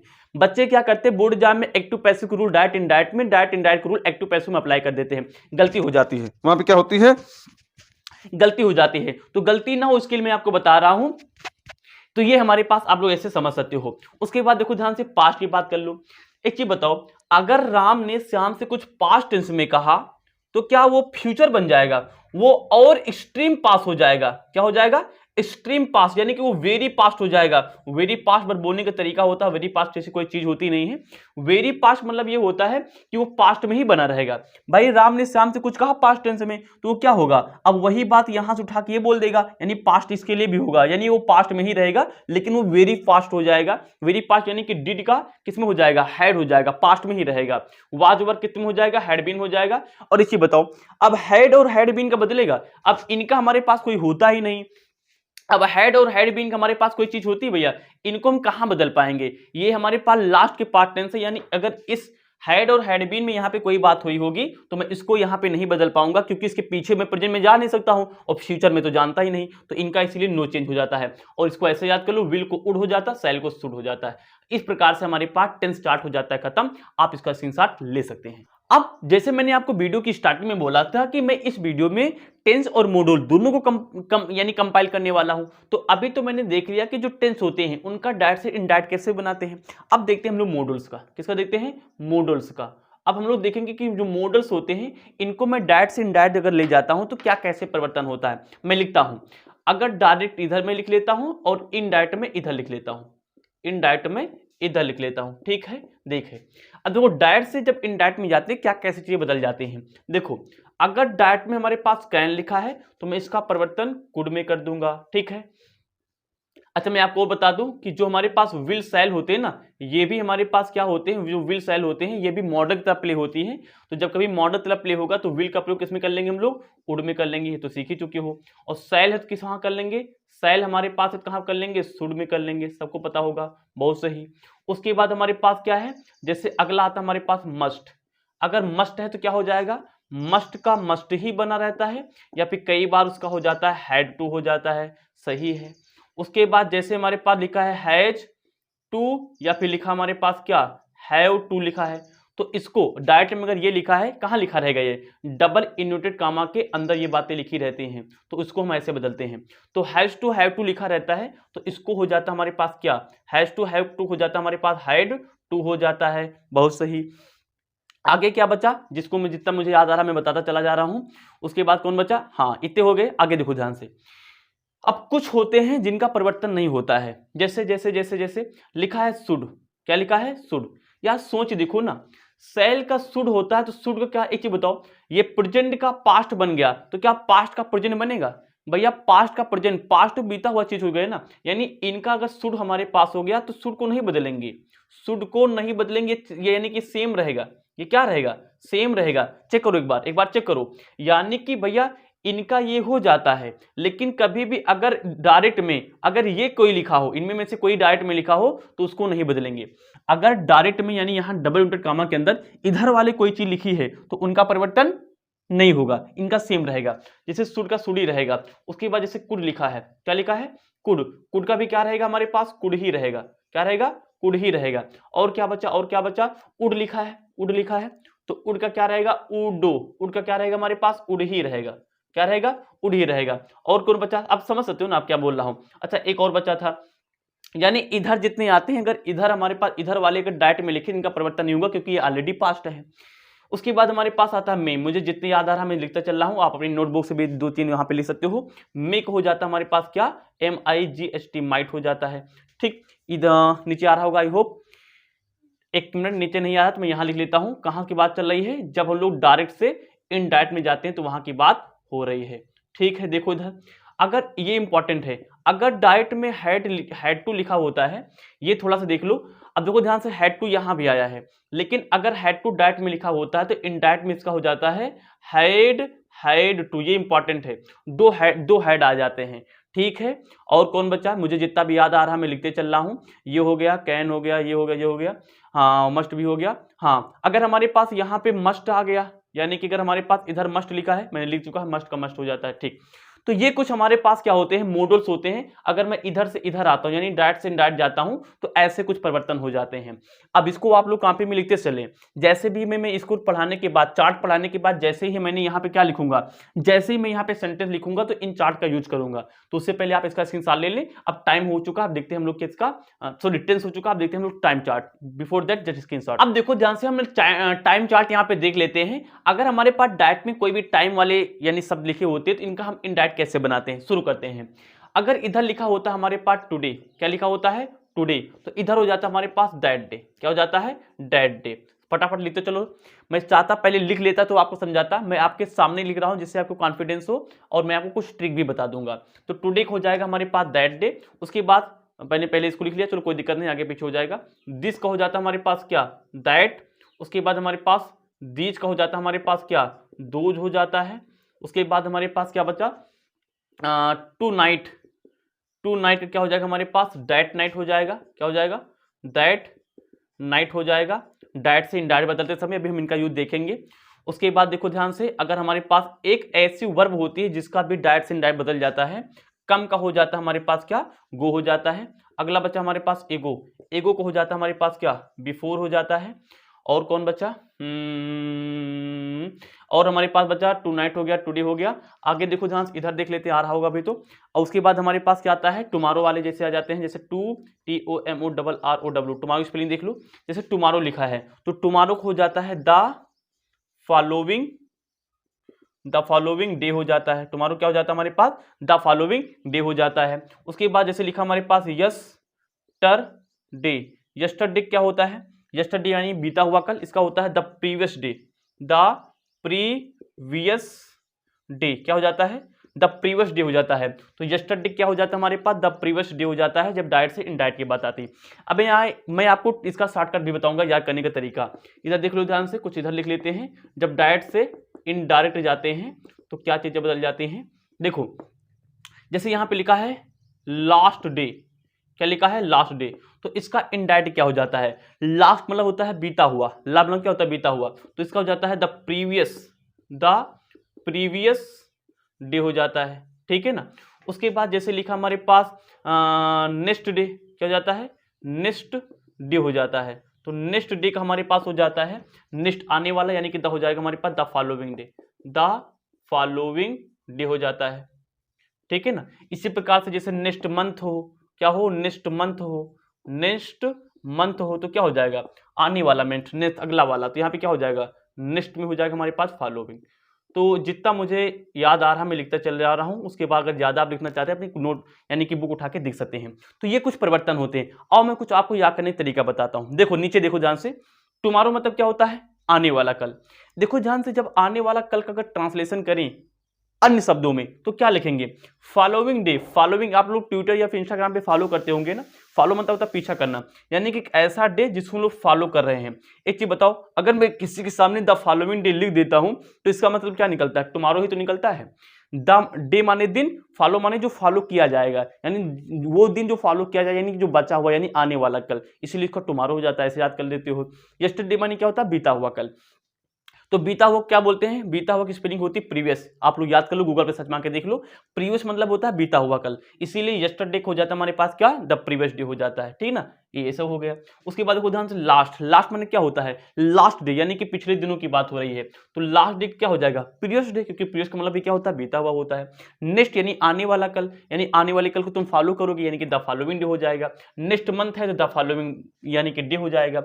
मंथ है तो यहाँ पे डे क्यों लिखा भाई, नेक्स्ट मंथ है ना, तो क्या हो जाएगा, द फॉलोइंग मंथ हो जाएगा, ठीक है ना, फ्लो फ्लोम हो जाता है। तो ये होता है। तो इससे क्या सीखिए, अगर कहीं भी नेक्स्ट लिखा है, नेक्स्ट मंथ हो, नेक्स्ट ईयर हो, नेक्स्ट डे हो, तो उसका क्या हो जाएगा, द फॉलोइंग मंथ ईयर जो भी लिखा है। लास्ट लिखा हो तो क्या हो जाएगा, यहाँ प्रीवियस लगा लेना, जो यहाँ लिखा वही यहाँ पे कॉपी कर देना है। तो ये होता है हमारे पास क्या, टाइम चार्ट। एक बात देख लो, टुडे का दैट डे, दिस का दैट, दीज का दोज, टू नाइट का दैट नाइट, कम का गो, एगो का बिफोर, टुमारो का द फॉलोइंग डे, यस्टरडे का the previous day, last day का द प्रीवियस, लास्ट डे का the previous day, next day का द फॉलोइंग डे, और नेक्स्ट मंथ का द फॉलोइंग मंथ। तो ये होता है हमारे पास टाइम चार्ट। अब सबसे इंपॉर्टेंट चार्ट में पहुंचने वाले हैं, प्रोनाउन चार्ट। इसको लिख लेते हैं, उसके बाद हम लोग शुरू करते हैं अपनी कहानी, स्क्रीनशॉट। अब हम शुरू करते हैं प्रोनाउन चार्ट। मैं आपको बता दूं कि प्रोनाउन चार्ट आपके लिए बहुत ज्यादा इंपॉर्टेंट है। आज मैं आपको ये भी बता दूं, यहां पे जो प्रोनाउन चार्ट में यूज करूंगा ना, ये वर्सेटाइल होगा। वर्सेटाइल मतलब क्या निकलता है, यही प्रोनाउन चार्ट आपको डायरेक्ट इनडायरेक्ट में तो हेल्प करेगा, जो मैं आपको पढ़ा रहा हूं, यही प्रोनाउन चार्ट आपको एक्टिव और पैसिव में भी हेल्प करने वाला है, ठीक है ना। और इसी प्रोनाउन चार्ट को सीखकर आप अपनी कम्युनिकेशन को भी बहुत बूस्ट अप कर सकते हैं।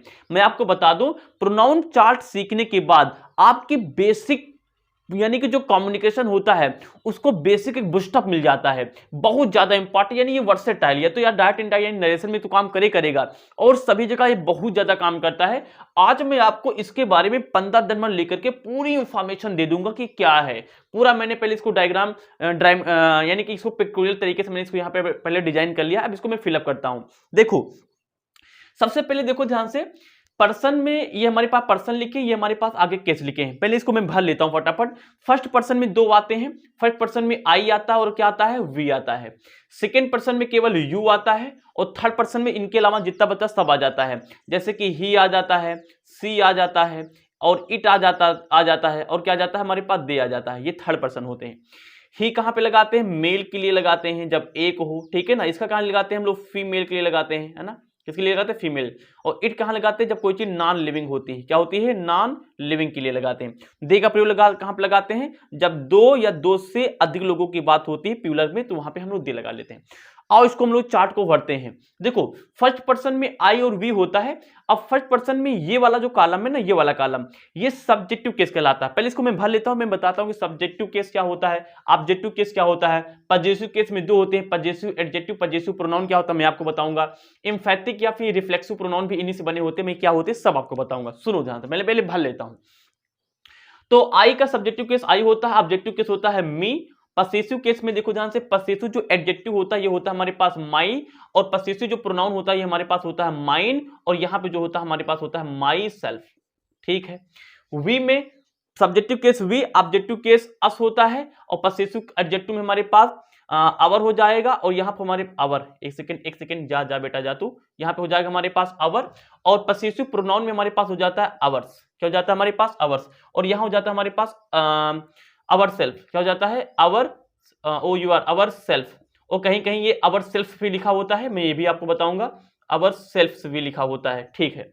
यू का होता है हमारे पास, यू का ऑब्जेक्टिव केस यू ही रहता है, और उसके बाद पजेसिव एडजेक्टिव में ये हो जाता है हमारे पास योर, और यहाँ पे हो जाता है हमारे पास योर्स, और यहाँ पे हमारे पास हो जाता है योर सेल्फ, क्या हो जाता है Y O U R S E L F. इसका भी वी एस बनता है, मैं इसको लिख लेता हूँ, बताऊंगा।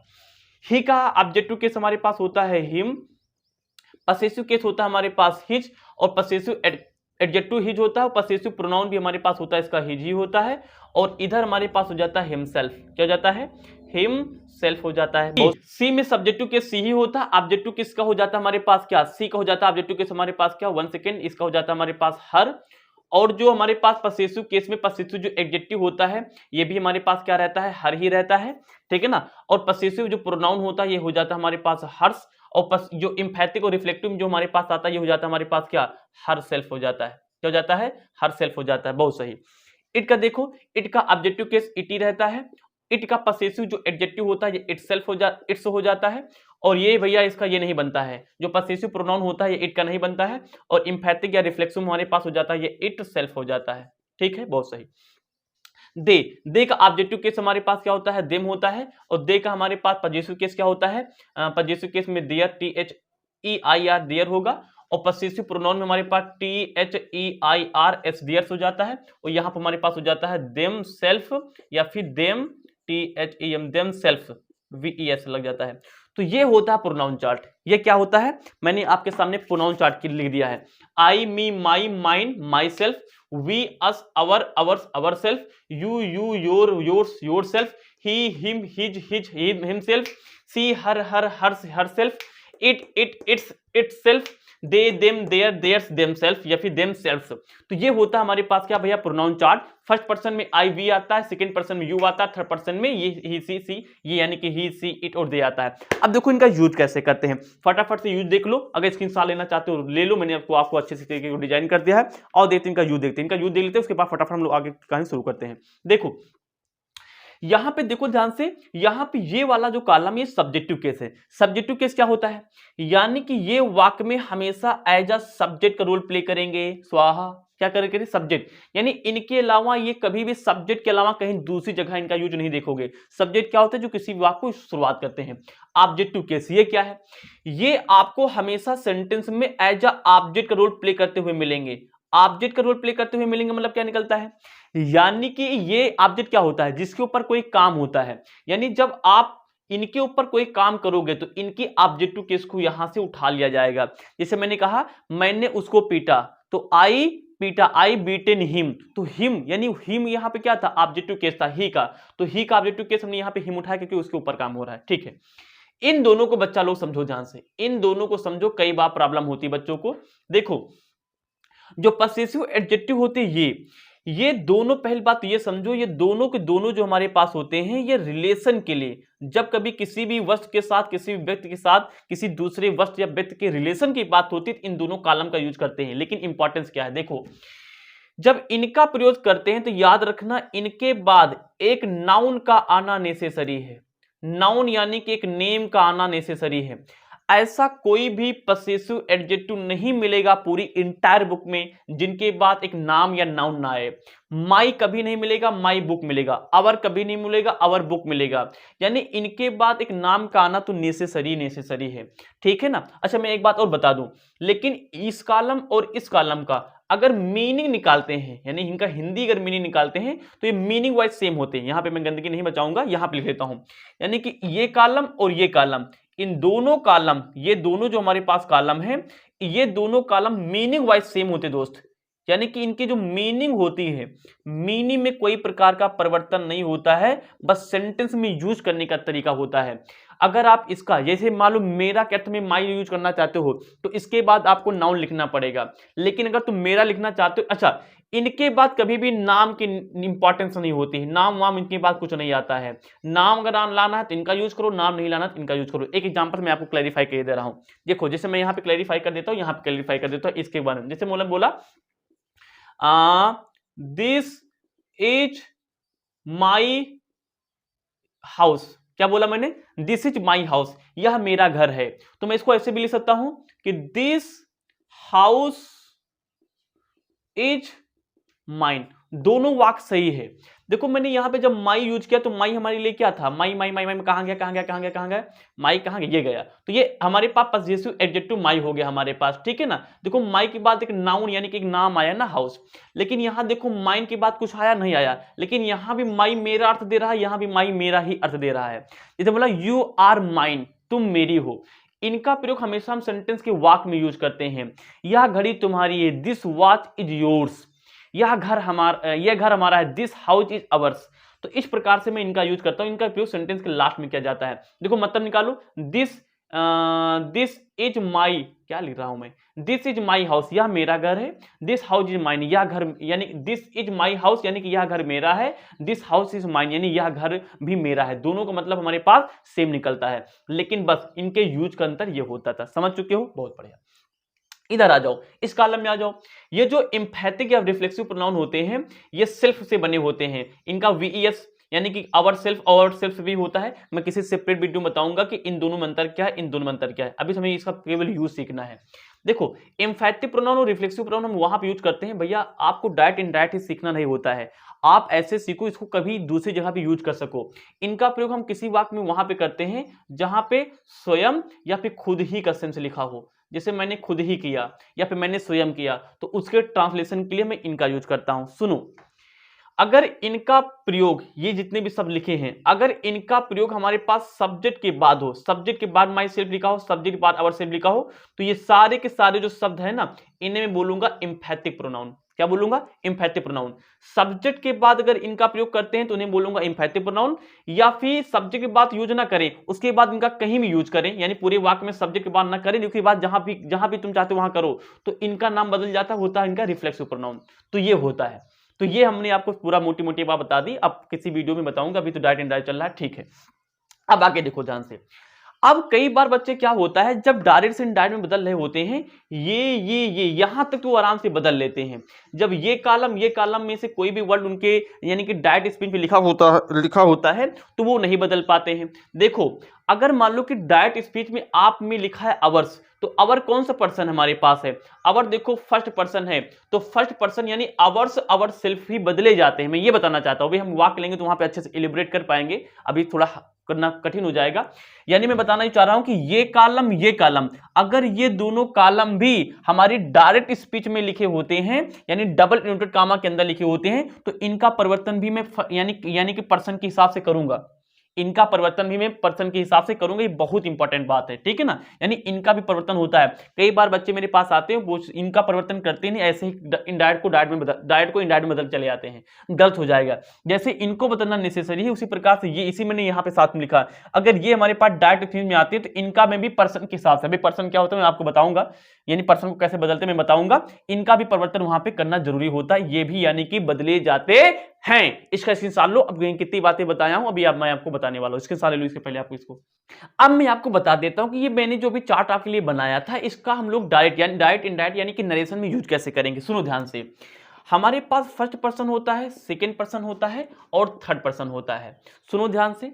फर्स्ट पर्सन, इसको हम लोग फर्स्ट पर्सन को ये जो होता है इसको मैं एस बोलूंगा, सेकेंड पर्सन को मैं ऑब्जेक्ट उस ये बोलूंगा, इसको मैं एन बोलूंगा। एक ट्रिक होती है S O N, S O N. S यहाँ पे फर्स्ट होता है, ओ यहाँ पे सेकेंड होता है और एन हमारे पास क्या होता है, थर्ड पर्सन होता है। सुनो भैया ध्यान से, फर्स्ट पर्सन में कौन कौन आता है, आई, और कौन आता है, वी आता है। सेकेंड पर्सन में कौन आता है, यू आता है। थर्ड पर्सन में इनके अलावा यानी कि कौन कौन बचा हमारे पास, दे बचा, ही बचा, सी बचा और क्या बचा, इट बचा। ये हमारे पास क्या होते हैं, थर्ड पर्सन होते हैं। सुनो भैया ध्यान से, अगर हमारे पास फर्स्ट पर्सन का प्रोनाउन है तो वो हमेशा क्या होगा, सब्जेक्ट से बदला जाएगा। कहां के सब्जेक्ट से बदला जाएगा, ये बदला जाएगा रिपोर्टिंग, अभी मैं एग्जांपल दूंगा, रिपोर्टिंग स्पीच। ये कहां बदला जाएगा, रिपोर्टिंग स्पीच के सब्जेक्ट से बदल लिया जाता है।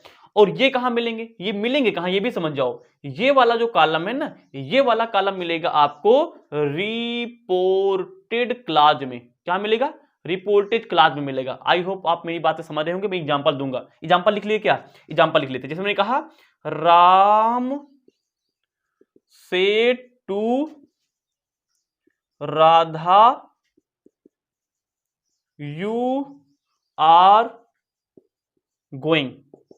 ये बात देखो, सिर्फ सिंपल वर्ड मैंने लिखा है। देखो अगर हमारे पास ये वाले जो ये हमने यानी ये जो पर्सन लिखे ना, ये पर्सन यहाँ देखे जाएंगे। ये हमारे पास क्या है, रिपोर्टिव क्लास। अब देखो ध्यान से, अगर रिपोर्टिव क्लास में हमारे पास देखो ध्यान से, फर्स्ट पर्सन क्या आता है, first person I or we आता है। यहाँ पे क्या है, यू कौन पर्सन है, सेकेंड पर्सन। तो सेकेंड पर्सन बदल जाएगा किसके, ऑब्जेक्ट में। ये किसके ऑब्जेक्ट बदला जाएगा, ये बदला जाएगा रिपोर्टिंग स्पीच के ऑब्जेक्ट से। रिपोर्टिंग स्पीच का ऑब्जेक्ट कौन होता है, जो टू के बाद लिखा होता है राधा, यानी राधा के हिसाब से बदल जाएगा। मैं ये बोलना चाहता हूं, ठीक है ना। यहां पे मैंने यू नहीं लिखा, मैंने यू को हटा दिया, मैंने यहां पे आई लिखा है। तो आई हमारे पास कौन पर्सन है, देखो ध्यान से, आई फर्स्ट पर्सन है। फर्स्ट पर्सन कहां जाता है, इसके नीचे कौन आ रहा है, सन। तो यानी कि फर्स्ट पर्सन जाएगा सब्जेक्ट के, किसके सब्जेक्ट से, रिपोर्टिंग स्पीच। रिपोर्टिंग स्पीच ये है, इसका सब्जेक्ट यहाँ पे क्या है, राम, तो राम से बदल जाएगा। यानी यहां पे जो पर्सन लिखे होते हैं, रिपोर्टेड क्लास में जो पर्सन लिखे होते हैं, ये first person, second person, third person, ये रिपोर्टिंग स्पीच के हिसाब से बदल जाते हैं। ट्रिक है। अच्छा यहां देखो ध्यान से, तीसरा वाला नो चेंज है। तीसरा मानी यानी कि अगर ये हमारे पास इसमें से कोई भी, अगर हमारे पास रिपोर्टेड क्लास यानी यहाँ पे लिखा हो, जैसे यहाँ पे लिखा होता, मान लो इसको भी क्रॉस कर दिया, यहाँ पे लिखा दे लिखा है, तो दे कौन पर्सन है, थर्ड पर्सन। थर्ड पर्सन क्या है, देखो ध्यान से, थर्ड पर्सन नो चेंज है। थर्ड पर्सन क्या है, एन फार क्या होता है, यहाँ पे एन फार होता है भैया नो चेंज। क्या होता है, नो चेंज, यानी थर्ड पर्सन क्या होगा, हमारे नहीं बदला जाएगा। तो ये हमने आपको बता दिया। अब इसका यूज कैसे करते हैं और इसको बदल लिया जाए। देखो ध्यान से, जैसे राम क्या है, तो राम का राम ही रहेगा। अभी देखें कैसे बदला जाएगा। यहाँ पे सेट टू हो जाएगा हमारे पार्ट टोल्ड। अभी हम फटाफट बताएं, अभी हम आपको आगे बताएं कैसे बदल गया ये। तो राम टोल्ड, राधा का हमारे पास क्या रहेगा, राधा ये रहेगा। यहाँ पे इसको हटा के हम लोग दैट लगाएंगे। यू हमारे पास कौन सा पर्सन था, यू बदल लिया जाए। यू हमारे पास देखो ध्यान से, सेकंड पर्सन ऑब्जेक्ट, किसके object, reporting speech. Reporting object क्या है, राधा। राधा लिख, यहाँ पे प्रोनाउन क्या लगाएंगे, सी लगाएंगे, सी आ गया। अब टेंस हमारे पास क्या है, ये आप लोग बताओ। कंटीन्यूअस टेंस है ना, प्रेजेंट कंटीन्यूअस कैसे बदल जाएगा, पास्ट कंटीन्यूअस। सी साथ में क्या आ जाएगा, वाज, और गोइंग हमारे पास क्या हो जाएगा, गोइंग। तो ये वाली बात हमारे पास इस प्रकार से हो गया। तो इस प्रकार से आपने डायरेक्ट इनडायरेक्ट के सारे सवाल को लड़ने के लिए अपनी महारत हासिल कर ली है। अब फटाफट हम वाक्य लिख करके आपको प्रैक्टिस कराते हैं। बस इसका स्क्रीनशॉट ले लो, बस 10 मिनट के अंदर की आपको सारा डायरेक्ट इनडायरेक्ट का जितना भी आपको अफ्रेड बना है, फोबिया बना है, तुरंत रिमूव हो जाएगा। लेकिन इससे पहले आप लोग इसका स्क्रीनशॉट ले ले, फिर हम लोग आगे बढ़ते हैं। स्क्रीनशॉट ले लें आप लोग। अब मैं आपको फटाफट क्या करता हूं, यहाँ पे एग्जांपल देकर के मैं आपको बताता हूं। लेकिन एक काम करते हैं यार, थोड़ा सा ये डायरेक्ट इनडायरेक्ट रूल वाइज बड़ा लेंदी हो जाता है। मैं काम करता हूं, इसको केस मैं आपको समझाता हूं। केस नंबर 1 में लेके चलता हूं, सुनो ध्यान से। केस नंबर 1 क्या कहता है, मैं यहाँ पे थोड़ा स्पेस दे देता हूं। इस स्पेस के अंदर मैं इसका भी बताऊंगा, लेकिन उससे पहले देखो ध्यान से। केस नंबर 1 ये कहता है कि कभी भी हमारे पास जो रिपोर्टिंग स्पीच है, अगर हमारे पास रिपोर्टिंग स्पीच जो हमारे पास है, अगर ये प्रेजेंट टेंस आर, ये हमारे पास फ्यूचर टेंस में हो, फ्यूचर टेंस किस में हो, फ्यूचर टेंस में हो। फटाफट आप लोग लिखते चलो। रिपोर्टिंग स्पीच यानी ये वाला, अगर ये प्रेजेंट टेंस या फ्यूचर टेंस में होता है, तो इसका जब हम लोग इनडायरेक्ट बनाते हैं, क्या बनाते हैं, इनडायरेक्ट, तो उस कंडीशन में मैंने आपको बताया था कि भाई ये डायरेक्ट में होगा, तो डायरेक्ट से इनडायरेक्ट बनाते समय 3 चीज बदलती हैं, टीटीपी, है ना। लेकिन अगर रिपोर्टिंग स्पीच यानी यहां वाला, अगर यहां वाला टेंस हमारे पास, यहां वाला जो टेंस है, अगर प्रेजेंट टेंस और फ्यूचर टेंस का है, तो इनडायरेक्ट बनाते समय हम ना तो उसका क्या क्या नहीं बदलते हैं, हम उसका भैया यानी कि ना तो हम टेंस बदलते हैं, ना तो हम लोग उसका टाइम बदलते हैं, केवल प्रोनाउन बदल जाता है। वेरी इंपॉर्टेंट बात है। फिर से, अगर रिपोर्टिंग स्पीच यानी यहां वाला, अगर यहां वाला टेंस हमारे पास प्रेजेंट या फ्यूचर का हुआ तो इसका मैं इनडायरेक्ट बनाते समय यहां पे जो रिपोर्टेड क्लास लिखा होता है इसकी केवल एक चीज बदली जाएगी, प्रोनाउन। ये केस नंबर 1 बताता है।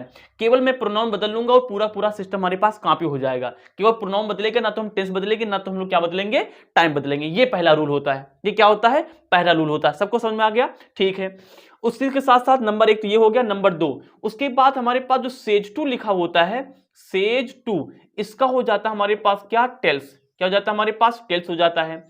लेकिन दूसरी बात, लेकिन केवल अगर सेज लिखा हो, टू ना लिखा हो, तो इसका परिवर्तन नहीं होता है, सेज का सेज ही रहेगा।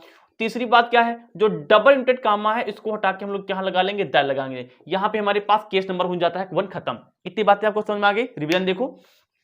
रिपोर्टिंग स्पीच यानी यहां वाला अगर प्रेजेंट टेंस या फ्यूचर टेंस में हुआ तो इनडायरेक्ट बनाते समय, यानी इसको जो रिपोर्टिंग क्लास लिखा है इसका इनडायरेक्ट बनाते समय हम टाइम। अब हम शुरू करते हैं केस नंबर 2। केस नंबर 2 क्या है, देखो ध्यान से। जब कभी भी हमारे पास जो रिपोर्टेड क्लास होता है, क्या होता है, रिपोर्टेड क्लास। अगर रिपोर्टेड क्लास में एक यूनिवर्सल ट्रुथ लिखी है, यूनिवर्सल ट्रुथ क्या होता है, यूनिवर्सल ट्रुथ मतलब ये होता है कि ऐसा रूल, एक ऐसी मिथ जिसको मैं ब्रेक ना कर सकूं, जिसे मैं चैलेंज ना दे सकूं। जैसे हम सभी जानते हैं कि sun rises in the east, सूरज पूरी उगता है। ये पूरी ह्यूमन बीइंग, पूरी कायनात के लिए क्या एक यूनिवर्सल ट्रुथ है। तो जैसे और लिखा होता है जैसे ऑनेस्टी द बेस्ट पॉलिसी, ईमानदारी सबसे बड़ी नीति है। तो ये कुछ वाक्य ऐसे होते हैं जो सबके लिए कॉमन होते हैं, सब कोई भी इसे चैलेंज नहीं दे सकता है। तो मैं इसे बोलता हूं यूनिवर्सल ट्रुथ। तो सुनो ध्यान से, जब कभी भी हमारे पास रिपोर्टेड क्लास में एक यूनिवर्सल ट्रुथ लिखा होता है तो अभी तक हम लोग क्या करते थे भाई, डायरेक्ट से इनडायरेक्ट जाते समय टीटीपी यानी टाइम टेंस और टाइम टेंस प्रोनाउन बदलता था। लेकिन सुनो ध्यान से, जब यूनिवर्सल ट्रुथ लिखा होता है रिपोर्टेड क्लास में तो इनमें से किसी का परिवर्तन नहीं होता है। ऐसा क्यों, सोच के देखो ना। जैसे मान लो किसी से मैंने एक सेंटेंस बोला, मैंने बोला कि sun rises in the east, वो मुझसे सीख गए ये बात। आगे जाके भोला नाम से बेस के वो बताता है। जब भोला नाम के बेस से वो बताएगा तो क्या वो यही वाक्य नहीं बोलेगा कि विजय राज सर ने बताया था कि sun rises in the east. बात मेरे नाम को उसने यूज किया, लेकिन जो मैटर मैंने बोला था उसी मैटर को उसने जाके कहां पे पेस्ट कर दिया। क्यों, ऐसा क्यों, क्योंकि यूनिवर्सल ट्रुथ है, इसको मैं चैलेंज नहीं दे सकता। ये क्या है, सभी के लिए क्या है, एक बराबर सेट रखता है, बराबर मत रखता है। तो यानी कि इसमें क्या होगा, इसमें टाइम टेंस प्रोनाउन कुछ भी नहीं बदलेगा रिपोर्टेड क्लास का। कैसे करेंगे, मैंने आपके लिए लिख रखा है, जिसे लिखा है टीचर से, तो क्या हो जाएगा हमारे पास, ये हो जाएगा हमारे पास टीचर और सेज के बाद यहाँ पे ऑब्जेक्ट नहीं है तो इसको मैं ऐसे रखूंगा, टीचर सेज। अब यहाँ पे डबल इंटरव्यू कमा हटा के यहाँ पे डैट लगा लो, तो मैंने यहाँ पे डैट लगा लिया और पूरे वाक को कहाँ पे पेस्ट कर दो, तो क्या हो जाएगा हमारे पास, ऑनेस्टी इज दी, चलो यहाँ कैपिटल लिख लिया मैंने, होना नहीं चाहिए, बेस्ट पॉलिसी, यहाँ पे मैंने पॉलिसी लिख लिया। सेकेंड, मोहन, अब यहाँ पे कामा लगा लेंगे, यहाँ पे पूरी स्टॉप लगा देंगे, मोहन सेज टू राम, तो क्या हो जाएगा हमारे पास, मोहन सेज टू का क्या हो जाएगा हमारे पास, ऑब्जेक्ट है तो क्या हो जाएगा, टेल्स हो जाएगा, मोहन टेल्स। उसके बाद यहाँ क्या हो जाएगा हमारे पास, राम हो जाएगा। डबल नोटेड कॉमा हटा के यहाँ क्या लगाएंगे, दैट लगाएंगे। उसके बाद ये यूनिवर्सल ट्रुथ कॉपी कर देंगे तो हो जाएगा हमारे पास sun rises in the east, ये हमारे पास हो जाएगा। तो इस प्रकार से हमारे पास जो केस नंबर 2 होता है यूनिवर्सल ट्रुथ के बारे में खत्म होता है। बढ़ते हैं केस नंबर 3 की ओर, स्क्रीनशॉट शुरू करते हैं। केस नंबर 3 मैं आपको बता दूं, केस नंबर 3 है वास्तव में हमारे बोर्ड एग्जाम में पूछा जाता है। यानी केस नंबर 3 हम सीखने वाले हो, ये बहुत ज्यादा इंपॉर्टेंट है, ये मैं आपको टाइम लेके सिखाऊंगा। सुनो ध्यान से, एक एक बातें सुनो ध्यान से। पहले मैं यहाँ पे ये मैंने वाक्य लिख लिया है इसका, यानी कि इनडायरेक्ट हम लोग बनाएंगे तो इनडायरेक्ट जब बनाएंगे तो इतने में आ जाएगा। मैं यहाँ पे कुछ कान से बताता हूं, सुनो ध्यान से। जब हमारे पास जो रिपोर्टिंग स्पीच है, क्या है, रिपोर्टिंग स्पीच, जब कभी रिपोर्टिंग स्पीच हमारे पास पास्ट टेंस में हो, किस में हो, पास्ट टेंस में हो, तो भैया जो हमारे पास इनडायरेक्ट जब बनाते हैं तो इनडायरेक्ट बनाते समय हमारे पास जो रिपोर्टेड क्लाज होता है, यानी कि जो डबल इंटरव्यू कामा के अंदर होता है, उसकी तीनों चीजें, टाइम टेंस प्रोनाउन, तीनों चीजें बदलेंगे। बहुत इंपॉर्टेंट है। रिपोर्टिंग स्पीच यानी कि ये पास्ट टेंस में जैसे कि हमारी पास्ट टेंस यानी कि मेन वर्ब के यानी कि सेकंड फॉर्म लगी हो, तो जब कभी पास्ट टेंस में होती है तो उसका इनडायरेक्ट बनाते समय मैं क्या करूंगा, जो रिपोर्टेड क्लाज है यानी कि यहां वाला, यानी कि जो डबल इनवर्टेड कामा के अंदर है, इसकी तीनों चीजें बदल जाएंगी। टाइम, टेंस, प्रोनाउन दो तीनों बदल जाएगा अगर यहाँ का टेंस पास्ट में हुआ। तो ये पास्ट में है ना, अब तीनों चीजें बदल जाएंगी। आओ बदलते हैं, जैसे मैंने कहा तो आओ बदल लेते हैं। देखो कुछ रूल देखो, ये बदल जाएगा। अब उसके बाद जो रिपोर्टिंग स्पीच में हमारे पास जो सेड टू लिखा होता है, सेड टू, इसका क्या हो जाएगा हमारे पास, टोल्ड हो जाएगा। और स्टिल अभी हमारे पास जो डबल इनवर्टेड कामा लगा है वो किस में रहेगा, वो दैट में ही रहेगा, उसमें कोई परिवर्तन नहीं होगा। ये तीनों सबको समझ में आगे, बदल डालो। आओ तो इसका इंडायरेक्ट क्या हो जाएगा, तो मोहन लिखा है तो मोहन का तो मोहन ही रहेगा। सेज टू का क्या हो जाएगा, सेज टू हमारे पास हो जाएगा टोल्ड हो जाएगा, पास्ट है तो पास्ट ही आएगा। किससे कहा उसने, रानी से कहा, तुमने यहां लिख लिया रानी। डबल इनवर्टेड कामा हटा के यहाँ क्या लगाएंगे हम लोग, लगाएंगे दैट। अब ध्यान सुनो, आई, आई कौन सा पर्सन होता है, सबको पता होगा, आई फर्स्ट पर्सन है। मैंने यहाँ पे अभी आपको मैंने पीछे चार्ट बनवाया था ना, आई वहां खोल के देखो, आई फर्स्ट पर्सन। फर्स्ट पर्सन क्या होता है, रिपोर्टिंग स्पीच के सब्जेक्ट के हिसाब से आई क्या है, फर्स्ट पर्सन है। फर्स्ट पर्सन रिपोर्टिंग स्पीच के सब्जेक्ट, सब्जेक्ट क्या है, मोहन। तो मोहन के लिए प्रोनाउन कौन आएगा, आदमी है तो आदमी लेके आता है भैया, ही आता है तो ही लगा लिया। अब आगे देखेंगे टेंस, तो हमारे पास प्रोनाउन बदल गया, अब टेंस की बारी है। टेंस यहाँ पे क्या है, वाज। वाज कौन टेंस होता है, पास्ट का कंटीन्यूअस टेंस। पास्ट का कंटीन्यूअस टेंस किसमें बदल जाता है, पास्ट के परफेक्ट कंटीन्यूअस टेंस में। तो past perfect continuous tense helping में क्या होती है, हैड बीन होती है। तो मैंने यहाँ पे लगा लिया हैड बीन, तो वाज हट जाएगा, वाज के स्थान पे क्या आ जाएगा हमारे पास, हैड बीन आ जाएगा। अब उसके बाद हैड बीन में मेन वर्ग कौन सा फॉर्म आती है, पास्ट के परफेक्ट कंटीन्यूअस टेंस में वर्ग की आईएनजी फॉर्म ही आती है। तो यहाँ पे मैं वेटिंग का वेटिंग ही रखूंगा, तो मैंने यहाँ पे वेटिंग का वेटिंग ही रखा। यू, वेटिंग यू, यू कौन सा पर्सन है, यू हमारे पास कौन सा पर्सन है, देखो ध्यान से, यू हमारे पास सेकेंड पर्सन है। कौन सा पर्सन है, सेकेंड पर्सन। लेकिन सेकेंड पर्सन तो है, लेकिन ये यू का ऑब्जेक्टिव फॉर्म है, ये भी ध्यान रखने वाली बात है। क्योंकि इसके ऊपर ना, आई वाज वेटिंग यू, मैं तुम्हारा इंतजार कर रहा, तुम्हारे ऊपर काम हो रहा, तुम्हारे ऊपर काम हो रहा था इंतजार करने का, तो तुम ऑब्जेक्ट हो। तो पहले यू को बदल लो, तो यू सेकेंड पर्सन है, कहां जाएगा, रिपोर्टिंग स्पीच के ऑब्जेक्ट से। तो ऑब्जेक्ट यहाँ पे क्या है, रानी। तो रानी के लिए हम लोग कौन सा प्रोनाउन लगाएंगे, रानी के लिए लगाएंगे हम लोग सी। हम यहाँ पे समझाने लिखेंगे, आप लोग नहीं लिखोगे, रानी ने क्या लगाएंगे, सी। लेकिन सी यहाँ पे कौन सी केस लगेगी, अगर यू यहाँ पे ऑब्जेक्टिव केस है तो सी का ऑब्जेक्टिव केस ही लगेगा, और सी का ऑब्जेक्टिव केस हमारे लिए क्या होता है, हर होता है। तो आई हैड बीन वेटिंग, हर हो जाएगा। यस्टरडे, अब क्या क्या बदल गया, प्रोनाउन बदल गया, टेंस बदल गया, अब टाइम आता है। यस्टरडे, यस्टरडे मतलब क्या होता है, बीता हुआ कल। बीते हुए कल को हम लोग क्या लिखते हैं, द प्रीवियस डे। तो ये हो जाएगा हमारे पास द प्रीवियस डे, और यहां लगा लेंगे हम लोग क्या, फुल स्टॉप। तो इस प्रकार से ये वाक्य हो गया बदल। Mohan told Rani that he had, हाँ रानी, एक सेकेंड, आई था, मोहन के साथ से ही आया, हाँ ठीक है।